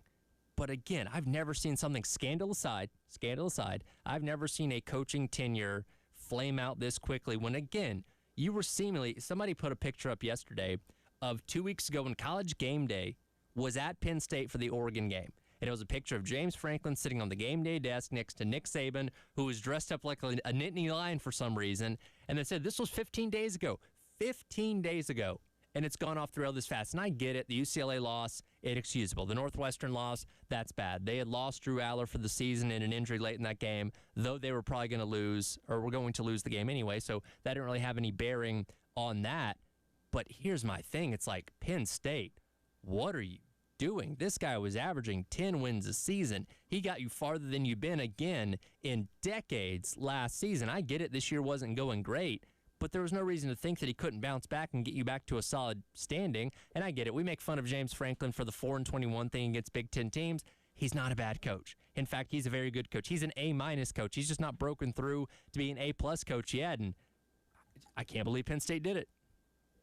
Give Franklin a lot of credit. He did a very good job of getting Penn State out of the tough times they were going through in the post Joe Paterno, or even the final years of Paterno, and then the years after that where they were just not a very good football team. He's gotten Penn State back to relevancy again. But my thought process on it is we call him Big Game James for, not really for a reason other than the fact that we just can't win big games. I think there's been enough proof in the pudding for 10-plus years now that aside from a few games here and there, what has James Franklin done against quality competition? And now he's starting to lose games to the teams that he normally bullies and beats up on. I think that plus Drew Aller being out for the season kind of made it easier for Penn State to be like, yeah, this season's a wash. Let's move on. The buyout is what it is. We'll take care of it. I'm sure what they'll do is they'll probably not going to, I don't think, unless it's in his contract that he has to get it all at once, I'm sure it'll be divvied up over the next several years here. But the interesting thing I want to talk about with this, Tyler, is you mentioned, Penn State letting go of him. You think it's crazy that they're doing so. Maybe they think they have someone in mind that can be what Franklin was not in terms of winning the big games and getting Penn State to win a national championship. Is there that guy out there, though? I mean, Matt Rule seems to be the leading candidate right now for that job since he played at Penn State. He is coached at Temple. But is that better than James Franklin? Because Matt Rule's not much better in these top 25 matchups. I will say this. If you make a move this bold, you better have a damn good backup plan. You better have somebody that you think is a sure thing, because that's not promised. That's not guaranteed. This very much, to me, and this wasn't me doing this, but I think we're all aware of a guy or a buddy that we had that had a nice girlfriend, pretty girl, treated him well, all that kind of stuff. And on a scale of 1 to 10, you'd probably say she was like an 8, right? Very, very, very, very good. He was happy, all this kind of stuff. And he gets in his head, though, that maybe he can do better. He's already out of his league with who this woman is, but he starts thinking that he can land, the swimsuit model, right? So he breaks up with the girlfriend, goes after the swimsuit model, and turns out she's uninterested. And then he's like, oh no, what have I done? That's what this is screaming to me to Penn State. We're in the moment, I'm sure a lot of Penn State fans yeah, get that guy out of here. He couldn't win a big game to save his life. Blah, we can do better than that. I have a feeling in about 2 to 3 years, the message board's going to be saying, shouldn't have fired James Franklin. I can't believe we did. Who did we think we were to fire the guy that was winning 10 games a year, had gotten us to the semifinals of the college ball playoff, and we just cut bait with him that quickly because a couple weeks in a row, you had some bad games. To me, this screams regret. And Matt Rule, I get it. Alumni from there, okay, but he's not exactly setting the world on fire right now in Nebraska. Are you sure? Are you sure that's the guy you want to go after? Because I don't think that's as slam dunk as you think it is. Here's the other thing that we haven't even discussed yet with this. Early signing day is in December. Yes. Are you going to have a recruiting class for next season with this early? I mean, I know you have the February signing period too, but when are you going to hire a coach is my question. Are you going to be able to, are you going to wait till the end of the season to hire a coach? Because your season will probably be over at the end of November, or maybe you got to hire a coach sooner rather than later, I would imagine, right? I mean, you can't be waiting this thing out. You're already having a lot of guys from Penn State for next season's recruiting class decommitting, highly rated guys, and that's a problem there that I think needs to. Penn State's gotta get this thing, like you said, they have to have a plan here. I have one guy, if I'm Penn State, that's at the tippy top of my list, who I'm calling before anybody, and I think he's also the guy that got James Franklin fired. I will tell you who that is coming up next to wrap up hour number 2 of the Extra Point on your Reaction Monday. Tyler Red and Jack Beltry with you here on The Game.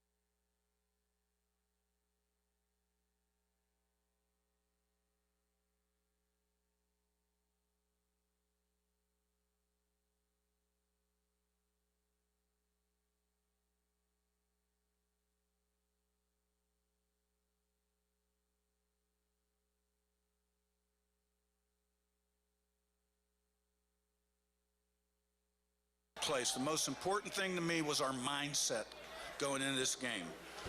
That we believed, expected, prepared to make it happen, and could handle the ups and downs of the game without flinching, showing frustration and anxiety.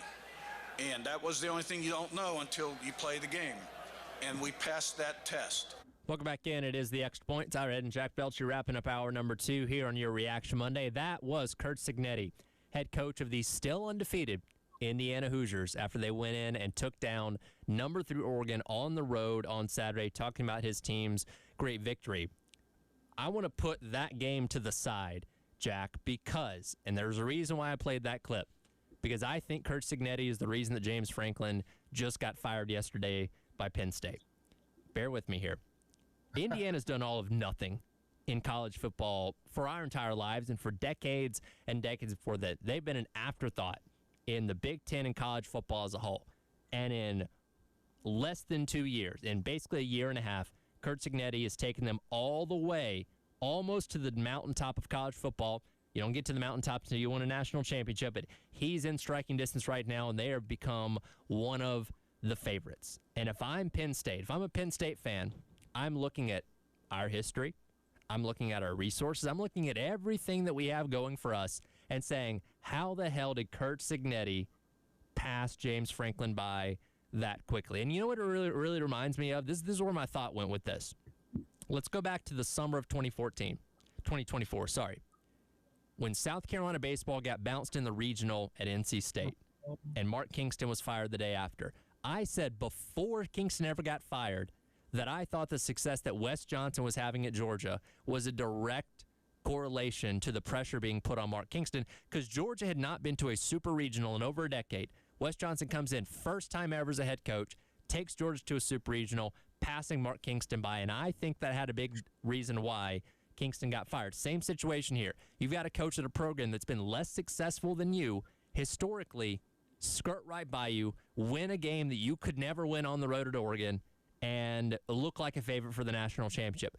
Curt Cignetti is a big reason why James Franklin got fired yesterday, in my opinion. I like it. It's a good way to look at it. I wouldn't say – I think it has more to do with Franklin and just, again, the sample size has been so large for years now to where Penn State is just not winning enough big games when it matters. Like, they always seem to crumble when it matters most. I think that alone was probably more than enough. And then you see the fact that James Franklin's always taking care of the easier opponents on the schedule. Well, now he's not, and now he's gone as a result. I think it has more to do with that than anything, but I will not refute your point because I agree. I think it's a very interesting take you have there. And you look at like college football, like, you know, Dan Lanning's done a great job at Oregon, even though he lost to Curt Cignetti in Indiana on Saturday. But Cignetti, how about Indiana, by the way? I mean, man, everyone on staff picks besides Kendall Smith. And Kendall, I think... Well, she's a native Hoosier. Like, if she didn't have that connection to Indiana, she'd be like us picking Oregon. Sure. So let's give her some credit. But nobody picked Indiana to win that game. And I think a large part of it is, yes, they beat Illinois 63-10.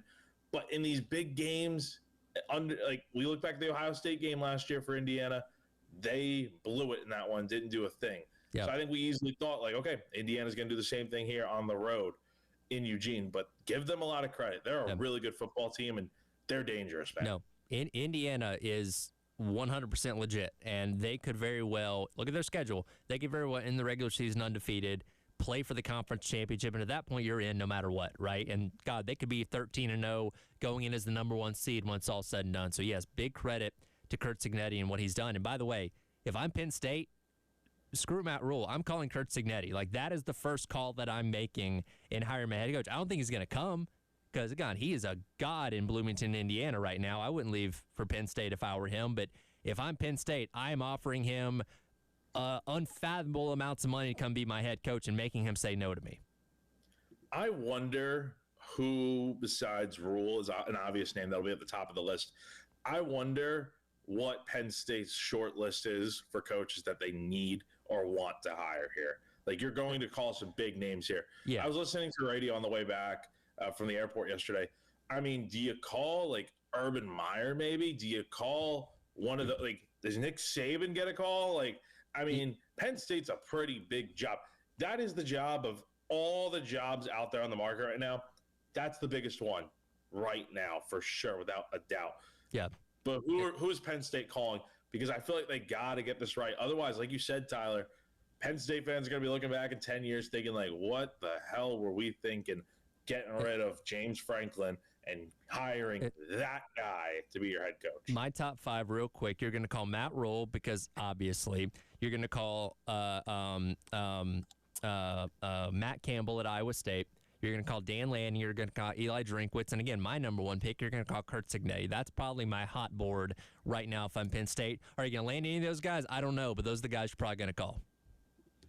I agree. So, I agree. We'll see. I really do. I mean, there's a lot of big names out there that you need to definitely get in touch with. We only scratched the surface of week 7. We didn't even talk about any of the other games, which we'll have to get into tomorrow because, man, what a wild weekend. But we got all week to talk about it, and we'll dive more into it tomorrow.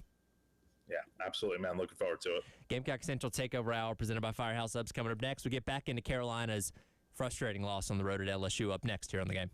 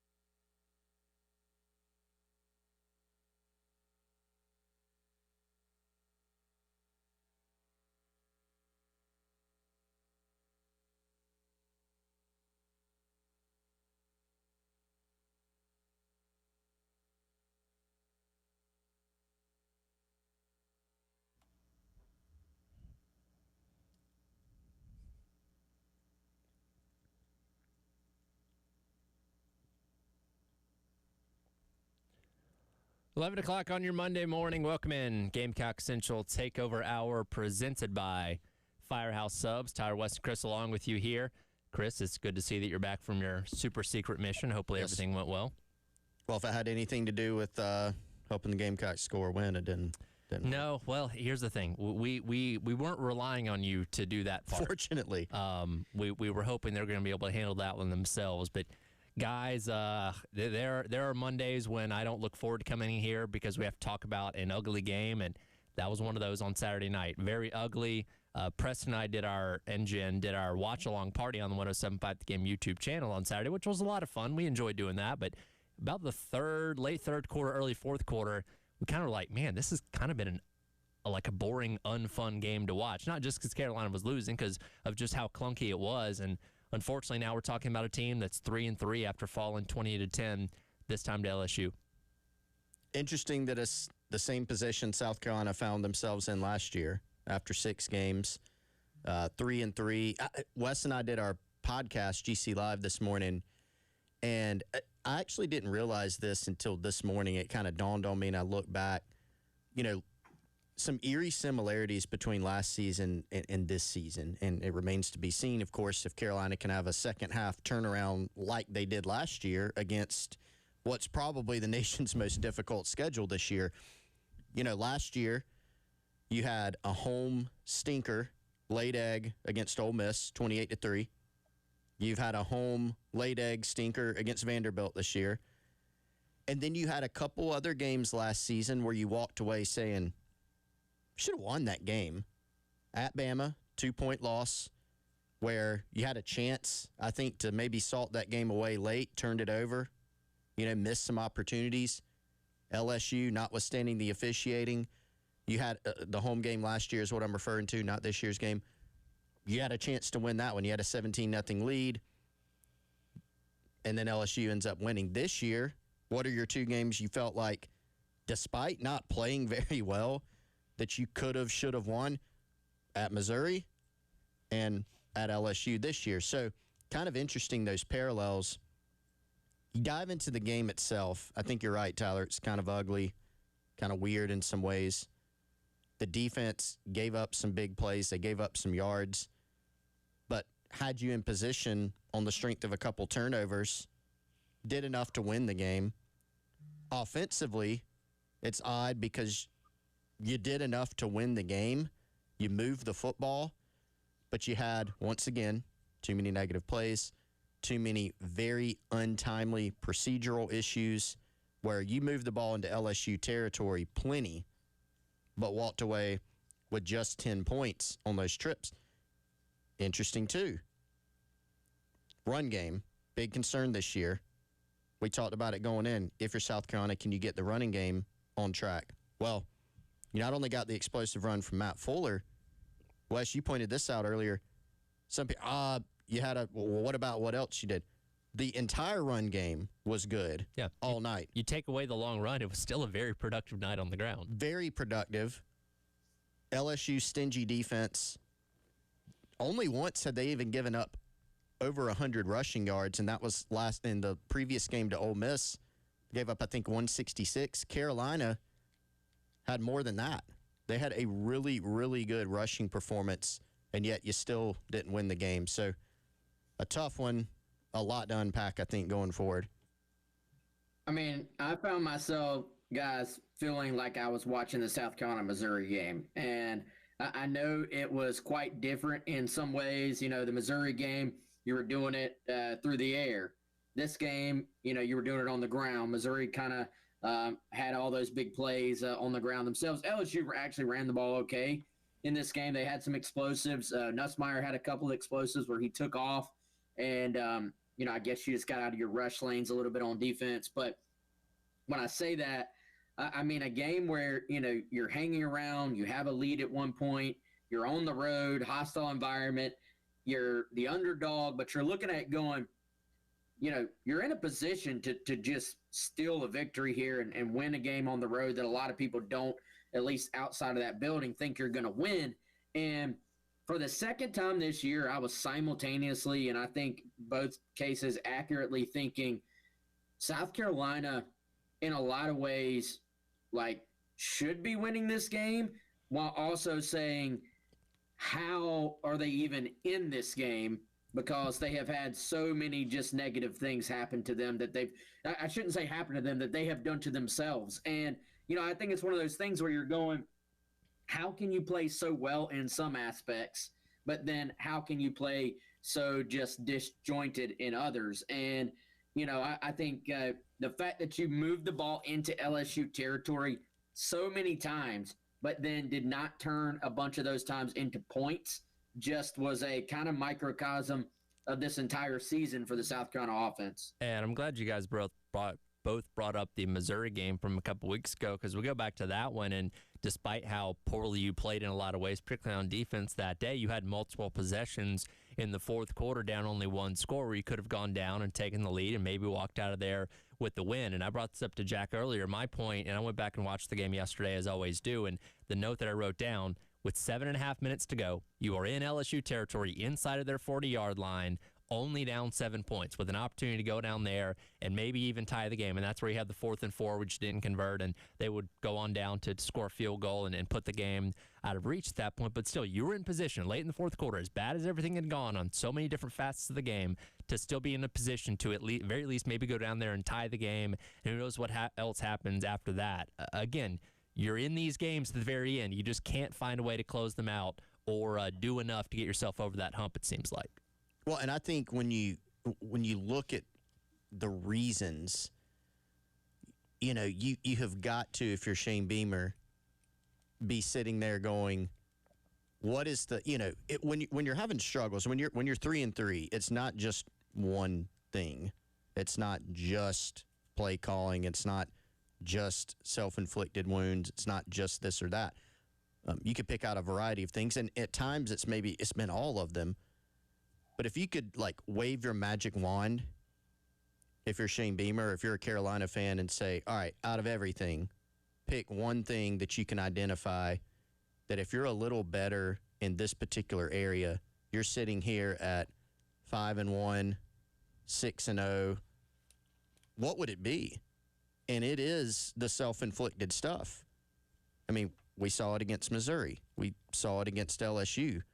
Against Missouri, you didn't run the ball at all, as we've documented, but you had a great game through the air. And even there, you had some missed opportunities. But what was the biggest problem? It was playing from behind the chains so much because of negative plays and because of self-inflicted penalties. You look at this one, not a passing performance that you're going to write home at all, that you're going to write home about. But you ran the ball not only, average, you're in it very well against a team that's been pretty stingy defensively against the run all year, very stingy against the run. That part was really good. But once again, what surfaced? Well, it's another snap infraction. It's, I think, Wes, you said 5 false starts and 5 different guys up front. It's negative plays. It's an intentional grounding. It's taking a sack. It's too much pressure up front. This affecting everything, not picking guys up. Shane Beamer mentioned one of them during his teleconference. Hey, you're going to lose some one-on-ones when you play against LSU and other teams. We're going to win some. They're going to win some. You hope you win more than you lose. But you could tell that it's stuck in his craw. Hey, a simple TE twist that every program in the country runs defensively, and we don't pick it up. And it's not just this game. You've seen that. You've seen that consistently. You go back and look at the tape, and you're like, why doesn't South Carolina look up front like they're ready to handle a twist that's not anything exotic? It's pretty basic, and teams have success with it at times, but you got to be able to pick it up better. I think that's the thing, is he's looking at it going, okay, take out games where we can't run the ball well or can't pass the ball well. Those are going to happen. The things that seem more controllable are the things that they've had the greatest failures in, and I think that's a prime reason that they are where they are right now. Guys, if you told me that South Carolina would go to LSU and you just told me the rushing total, I would have been uber confident that they would win this game, because it looks like they had a great day when you just look at the official rushing stat, which, by the way, is still a terrible way to account for if you ran the ball or not. But if you take out the sacks and you just look for the actual how did you run the football, in this game on plays where you tried to run the football. South Carolina had a staggering 248 yards and a touchdown on 40 carries in this game at LSU. You may say, well, they did have this long explosive run from Matt Fuller. I've seen that take out there. That skewed the numbers. Yes, if you have a long run, it's going to skew the numbers to an extent. Take out the Matt Fuller run, 72-yard, long, biggest play of his career to this point. Take it out, delete it completely. South Carolina still had 176 yards on the ground on 39 carries in this game. So you ran the football as well as you have in, I would say, a long time. And yes, some of that was Lenore Sellers. Some of that was him escaping. Some of that was him making plays with his legs. But you got something as great as the one run was from Fuller. You had a bunch of little kind of what I call mini chunk runs from Rasul Faison as well, where, he's getting 10 here, 9 there. And, come out in the second half, first drive, you're just running the ball and you're saying, hey, we're going to take the air out of the ball and we're going to dare you to stop us. And they weren't stopping you. And you get, I believe that one was a holding call that screwed up that drive. You had false starts and procedural stuff in some of the other drives, but you get moving, you get down there, and, you have a hold, if I remember that one correctly. But you had an issue, essentially, again, once you got into LSU territory. The other time, a drive that stands out to me, other than that final drive that Tyler was talking about where you had the ball only down 7, was you start a drive 99 yards away. You're trying to get out of the shadow of your own end zone. You convert the third down to give yourself some room. You start moving the ball a little bit in that drive, shoot yourself in the foot again. So I think the frustration, and I'm sure we'll get into the coaching change move here, the frustration with Shane Beamer, it's not just that it's all bad. There's got to be some frustration in the fact that you're saying maybe you're capable of being a at least serviceable offense compared to your SEC peers, but all these self-inflicted issues are keeping you from actually reaching that potential.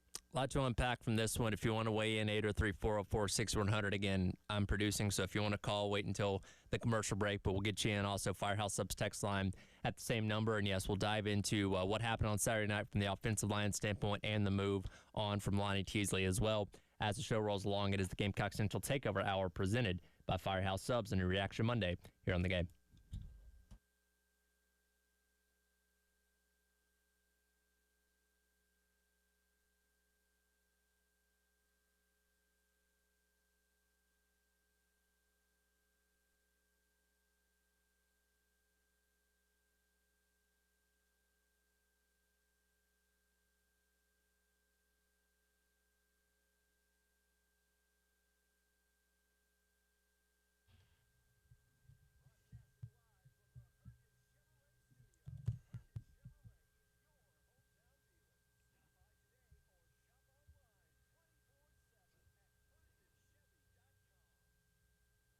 All right, everyone, let's tell you about our friends over at Integrated Media, Michael, Nathan, and their crew.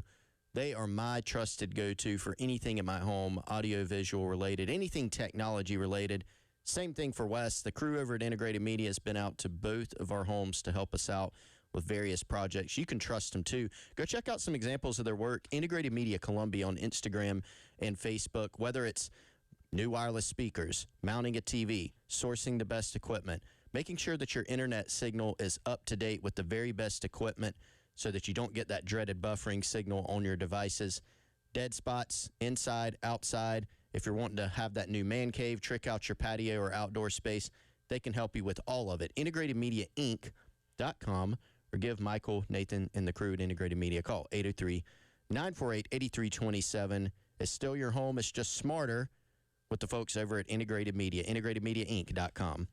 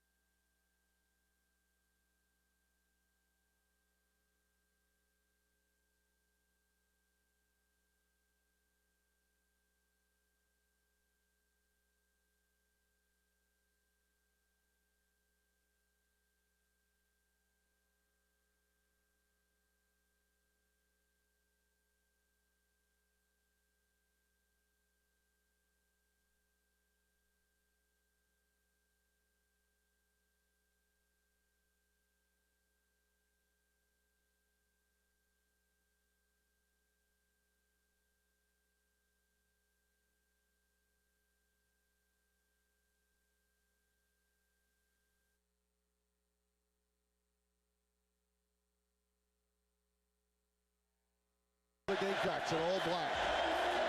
Faison's back in the backfield. Looked like there was movement and maybe a fumble. The Tigers say they have it. And they pick the football up. They're still going. Is there a whistle? It's first down LSU that time. Sellers was under center as Todd called it with Newsom the new center, and it just didn't work. Welcome back in. It is the Gamecock Central Takeover Hour presented by Firehouse Subs. Tyler West and Chris here with you on the Reaction Monday. We'll get to some of your thoughts on the AAA Heat and Air phone lines coming up in just a moment, but that is how things started for South Carolina on offense on Saturday night. The first play, Sellers under center, Rodney Newsom snapping the ball. Trouble with the exchange there. Ball ends up on the ground, and LSU pretty much gets the ball about on their doorstep. Defense did do a good job, only holding them to a field goal there to go down 3-0. But that was a microcosm for what was to come on Saturday night with the offensive line issues. You had 5 pre-snap penalties on the offensive line alone. You also had a false start on Jordan Dingle as well early on in the game.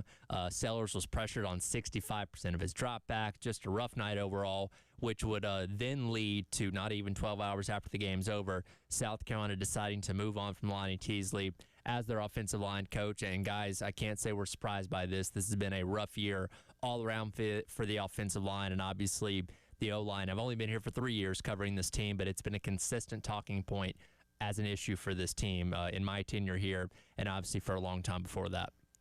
Well, and I think one thing that we don't always do well is have, nuanced conversations about things, and so I think that's what we have to at least attempt to do here. It has not been Shane Beamer's MO to make a lot of coaching changes. It's not been his MO ever to have a mid-season dismissal of a coach. The only other tweaks that he's made have been, after the 2023 season, dismissing a coach, Monterio Hardesty, a running backs coach, and then making some other tweaks on the staff in terms of reassignments and things like that. That led a lot of people to say, oh, he won't make a change. And clearly, we have evidence now that's not true. I think Shane Beamer, as opposed to some other coaches who may shake it up for the sake of shaking it up, to take some heat off, to have kind of a scapegoat, I think this was a very measured decision that he made, even though it came in the middle of a season. Didn't come during a bye week, didn't come last week during the bye. It came after this game. Yet it's not just a one-game kind of, he termed it, not a knee-jerk reaction. Did it solidify the decision, watching back the tape on the plane ride back on the iPad? Yeah, safe to say, right? It was the last game.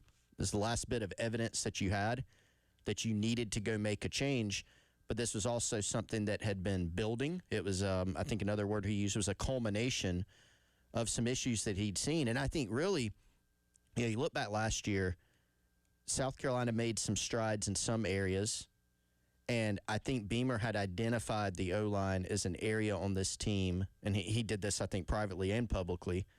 This is a group that he felt like it was time for them to take that next step. And, safe to say, through 6 games, they have not taken that next step. Now, he pointed out, yes, we've had some injuries. Yes, we just had our best rushing performance of the season. Not just a pretty good, like a really good rushing performance. Yet, some of the same issues that have plagued them not only this year but in years past, too many pressures, too many breakdowns, too many penalties. That's been a big one, especially this year. Continued to crop up to where he felt like, hey, we need to do something different. We need a new voice in this room.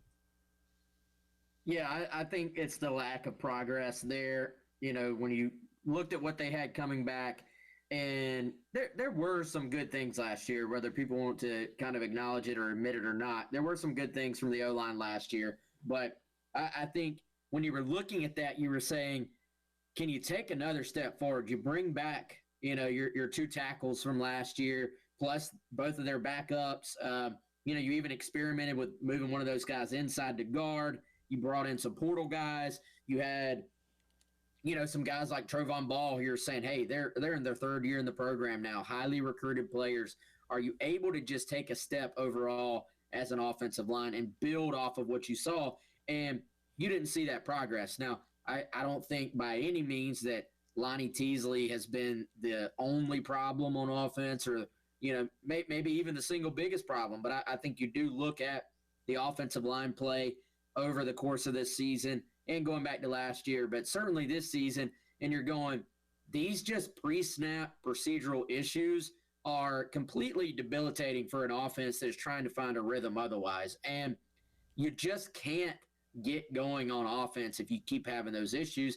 And the fact that it's not just one guy, y'all. You know, I think if it was one player where you're going, man, that guy's just jittery up front, he's nervous, just can't perform, you replace him, right? You have to move on to somebody else, give somebody else a shot. The fact that you have all these different guys having a similar issue, the communication issues, I think communication both pre-snap and communication and picking up stunts, twists, blitzes, different looks.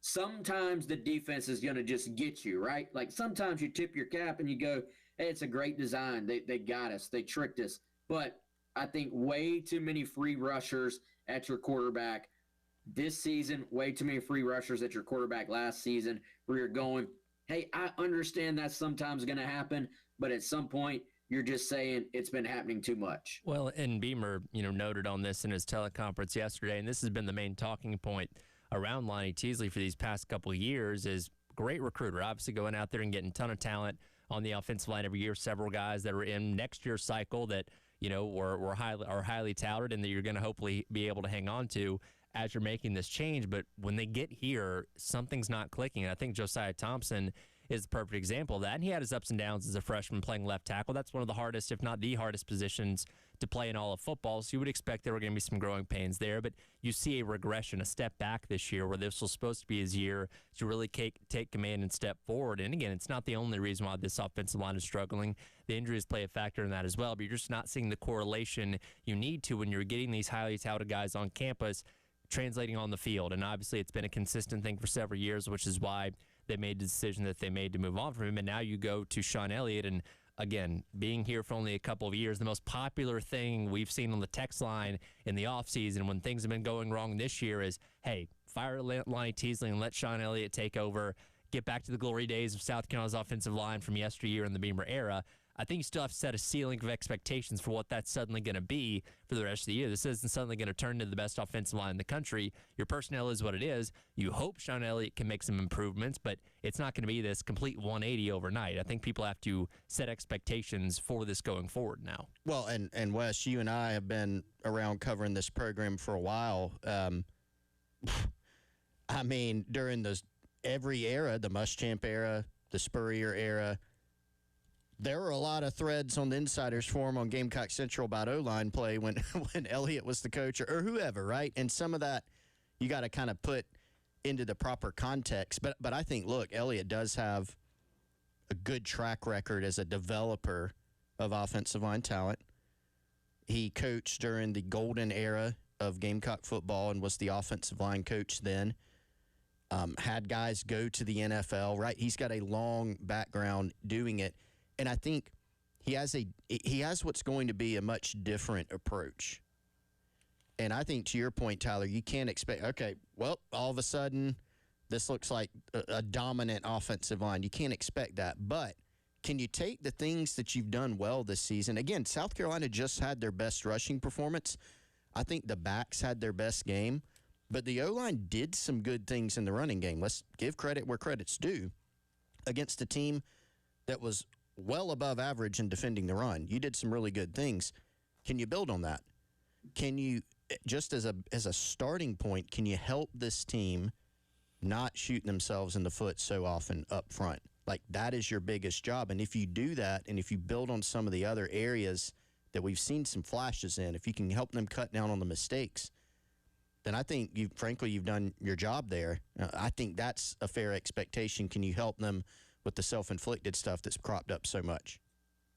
Well, and, Sean comes into a position where, let's also be honest, like, these guys love Lonnie Teasley. So he was a great recruiter for a reason. There's a reason Beamer, kept him home after last season and kind of went the route of continuity. It was, this guy connects with college players. He connects with people. Is a great dude, probably the best O-line recruiter I've ever seen at South Carolina. And so it's not going to be easy for Sean Elliott to come in and connect with these guys, to be honest. Like, I know on paper you're going to go, he's going to come in and motivate them and all these things, but that's going to be, I think, a delicate process. And I think ultimately now at this point, guys, these are professionals. So, that they are paid. I'm sure they want to get, most of them have aspirations of playing at another level and going to the NFL and getting better and developing. So I think it was probably a tough day for a lot of these guys. Their guy not being their coach anymore. Now, though, you move forward, you have an entire half of the season left. Can you clean up some of the issues? Like, if you can just do that, that would go a long way for this offense. And I think, Chris and Tyler, even going past what Elliott did way back with Spurrier when he was here, a lot of those Georgia State offenses, they ran the football, man. Like, you go back and look, they were top 25 in rushing offense most seasons that Sean Elliott was there. Like, they got after it in the run game. To me, that is the best thing he's going to bring, is this ability to put together an offensive line that can go run the football. Keith and Michael are holding on the AAA Heating and Air phone lines. We'll get you guys coming up next as the Gamecock Central Takeover Hour presented by Firehouse Subs rolls along here on your Reaction Monday on the Game.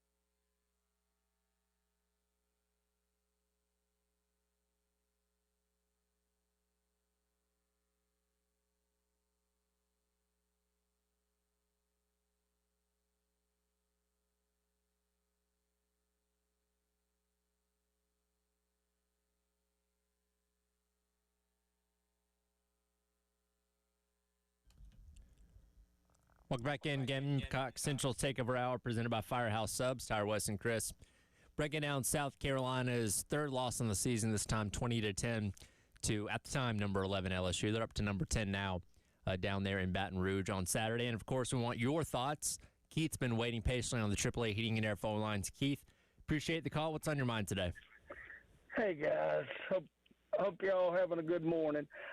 Just like everyone else, I mean, the thing, when you look at the overall program, we've gone Beamer not being, more known for special teams, so you got to depend on making a good hire, offensive coordinator, defensive coordinator. I think on the defensive side we're fine, but what's a little frustrating is Beamer. It's been 5 years of this of dealing with pretty much the same thing. I think Lenore's last year really overshadowed some of the flaws we had on the offensive line. But last night there were those glimpses of the running game looking good. But, the longevity of Beamer will be determined with this offense. And if Shula is the guy, I go back to the last play, 4th and 4. LSU all night kept Sellers in the pocket. They did not give him, for the most part, those avenues.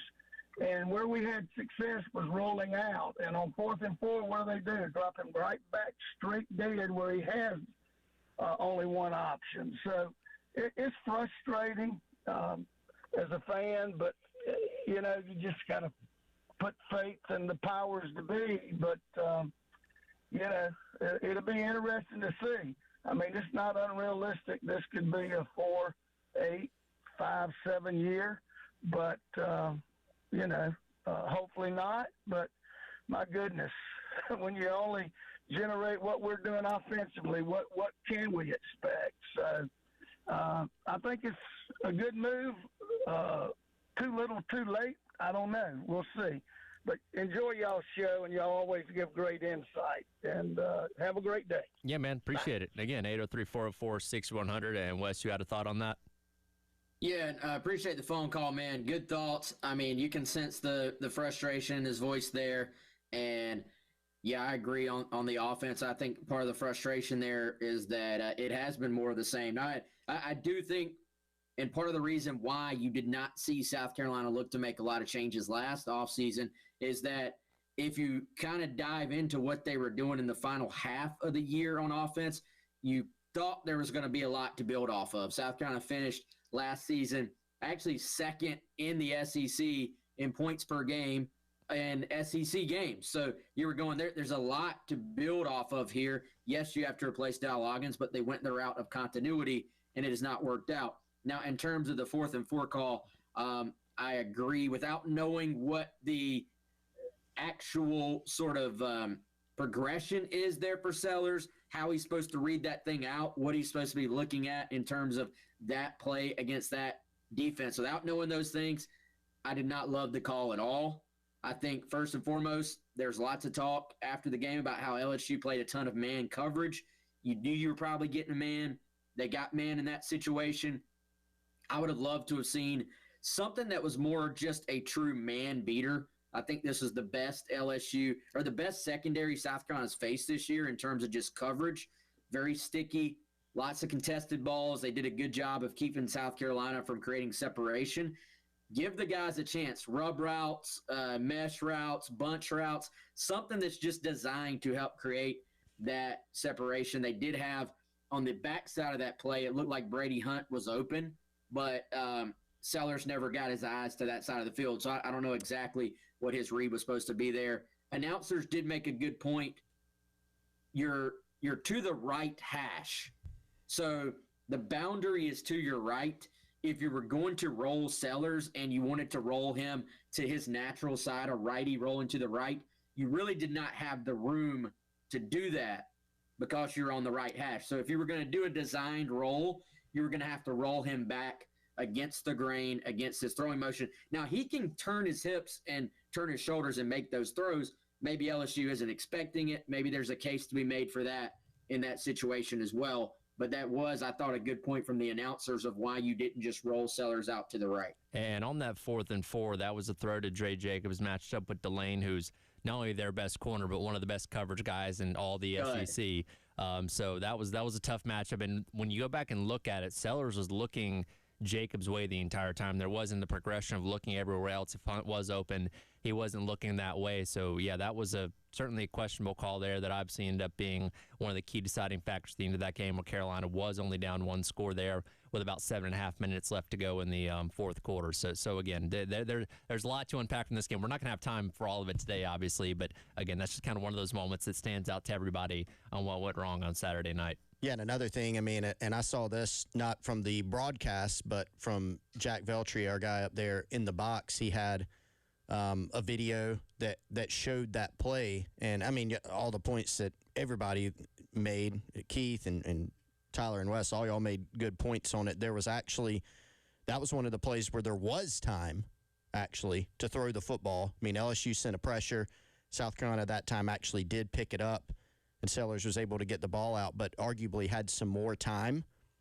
I'm with you, Wes. Like, I don't know if maybe you're anticipating zone there and you don't get it. LSU plays a lot of man. I would have liked a different play call. I would have liked a different decision, or both, really, on that play. On the other side, with the trips formation, you know, Brian Rowe came open late.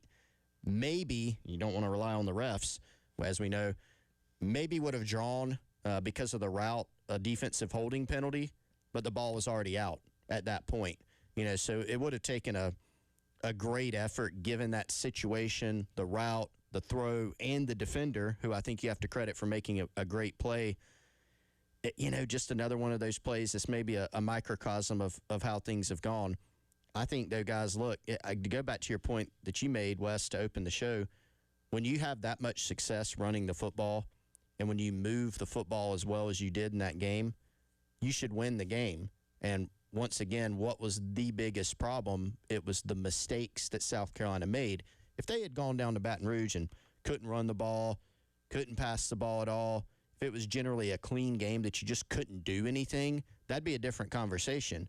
And I think that's actually the reason why there's maybe even more frustration, is because you see glimpses of, okay, you had a great passing game against Missouri, couldn't run it. This game, you ran the ball extremely well, couldn't pass it, and you had the penalties and the self-inflicted wounds that have continued to pop up. That almost, in a way, makes it more frustrating, because you see signs of what this offense could be and what this team could be, and they just haven't been able to get there so far. Yeah, we'll get to Dallas on the AAA Heating Air phone lines coming up next to wrap up the hour. It is the Gamecock Central Takeover Hour presented by Firehouse Subs here in your Reaction Monday on the Game.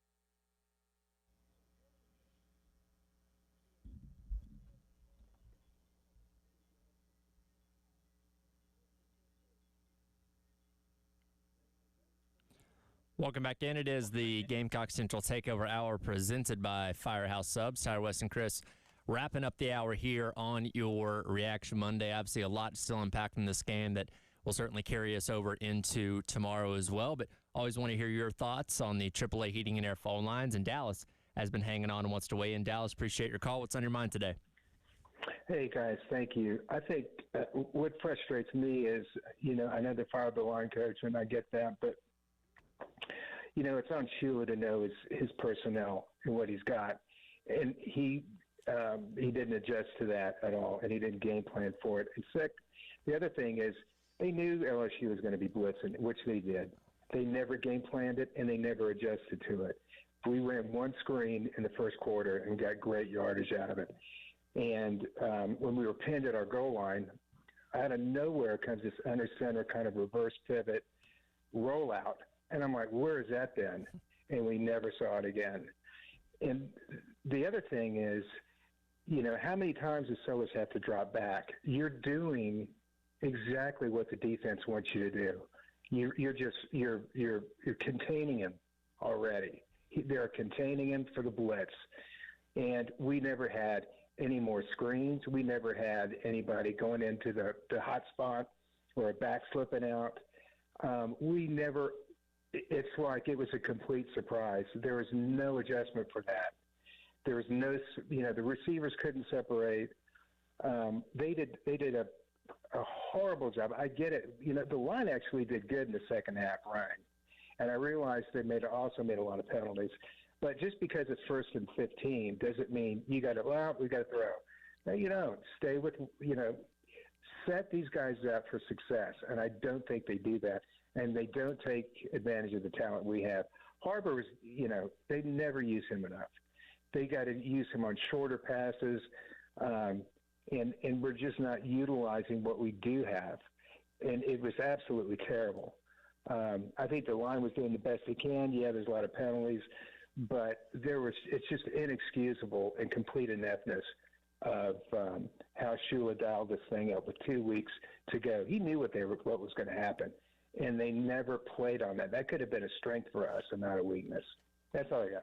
Yeah, man, absolutely appreciate the call, 803-404-6400. And again, when you're struggling as much you're on offense, nobody's absolved from blame here. Again, Lonnie Teasley is somebody that is obviously, lost his job now, but the Shula thing continues to be a point of conversation. And I do think it's interesting because one of the common criticisms of Mike Shula is, seeing things early in the game that you don't see as much as the game goes along. And one thing that everybody pointed out, and Beamer was asked about this after the game, was you have the run with Matthew Fuller that goes 72 yards at the end of the first quarter, scores your only touchdown in the game, and then he doesn't touch the ball again until well into the second half. And it's like, okay, well, wouldn't you want to ride with the hot hand kind of thing there? So there's something about game flow that Mike Shula doesn't do a lot of the time that creates a lot of the frustration that people have with this offense. Yeah, and I think to go back to, to have a nuanced conversation about it, South Carolina obviously, from a player standpoint, execution, scheme, and coaching staff, did some really good things in the run game in this game. They did a better job than Ole Miss, which has Lane Kiffin, who's an offensive genius. And maybe say, it's just one game. But they did some things really well there. The failures are more in the passing game. And so when you're trying to figure out what are the problems throughout the season, I think inconsistency is one. Again, we're talking about a Missouri game where you can't run the ball at all. You pass it well, and then you completely flip that. I also think this is a tougher matchup from a passing game standpoint because LSU completely flipped their DB room, and they're really good there, I think. And South Carolina didn't win enough one-on-ones. Like if you look back at Ole Miss, they won some one-on-ones in man coverage that South Carolina didn't. So when you look at, I think you can point out different plays, whether it's, I think the caller had some great examples of some things. Why didn't we see that again? Fair point. We talked about the 4th and 4 play. We didn't like the play call on that one. Totally fair. But you can also wonder, okay, what would it look like if you didn't have 6 procedural penalties in a game? Or what would it look like if you're picking things up better up front, as they're called? Ultimately, the offensive coordinator and then the head coach, they have to be responsible for the product, right? I mean, that is a results-oriented business. But I think when Shane Beamer looks at it, it seems he's identified the problems up front, whether it's penalties, whether it's execution, all of it. He's identified that as this is the issue that we've got to get fixed, and we got to get it fixed and try to turn it around right now. That doesn't mean that play calling and scheme and all that is off the table. Certainly, it's always fair game. But I do think all of that still being in mind with play calling and situations, man, I still think you look at this thing and go, if they could cut out some of those other things, they still could have done enough to win this game. They moved the ball all night. They just couldn't score. And a lot of it was the self-inflicted stuff, I think. Yeah, and I think Beamer is probably looking at it like, all right, what right now is fixable in the short period of time you do have? You know, like, would it do any good just to blow it all up? I would argue probably not. What might be fixable is just can you make the guys more comfortable up front to where you're not having all these procedural issues? Can you change something with the way you communicate up front, pre-snap and post-snap, in terms of like the snap count and how you're going to deliver the football and stunts, twists, blitzes, the different things you're going to see from teams?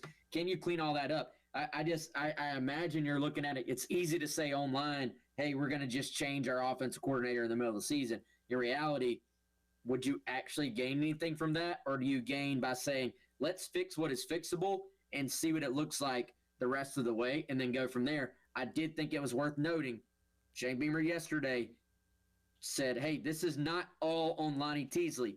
Everybody on this team on the offensive side, everybody on the offensive staff, players, coaches, Beamer himself, everybody has to take accountability and be better at doing their jobs on that side of the ball, was Beamer's message last night. And we had some people point out on the Firehouse text line, and you guys probably answer this question better than me. I don't think there's anybody else on the offensive staff that has called plays before. So if you were to make a move, I don't know who that interim play caller would be for the final 6 games anyway. So you have Shula for the time being, going to ride out the season with him. Whatever happens after that happens. But for now, no changes being made there.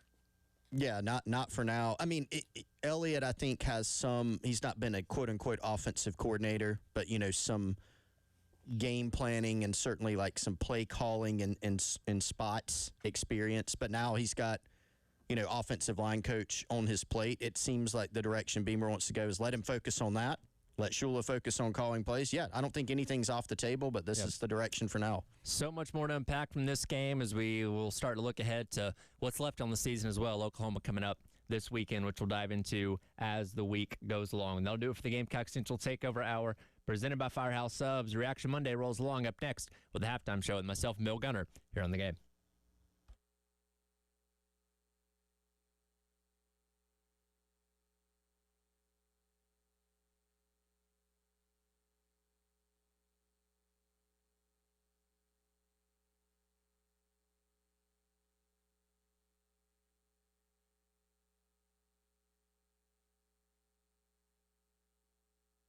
As we close out the show here, let's tell you about our friends over at Game Day Men's Health. Their team can help you as a man reclaim your vitality by optimizing your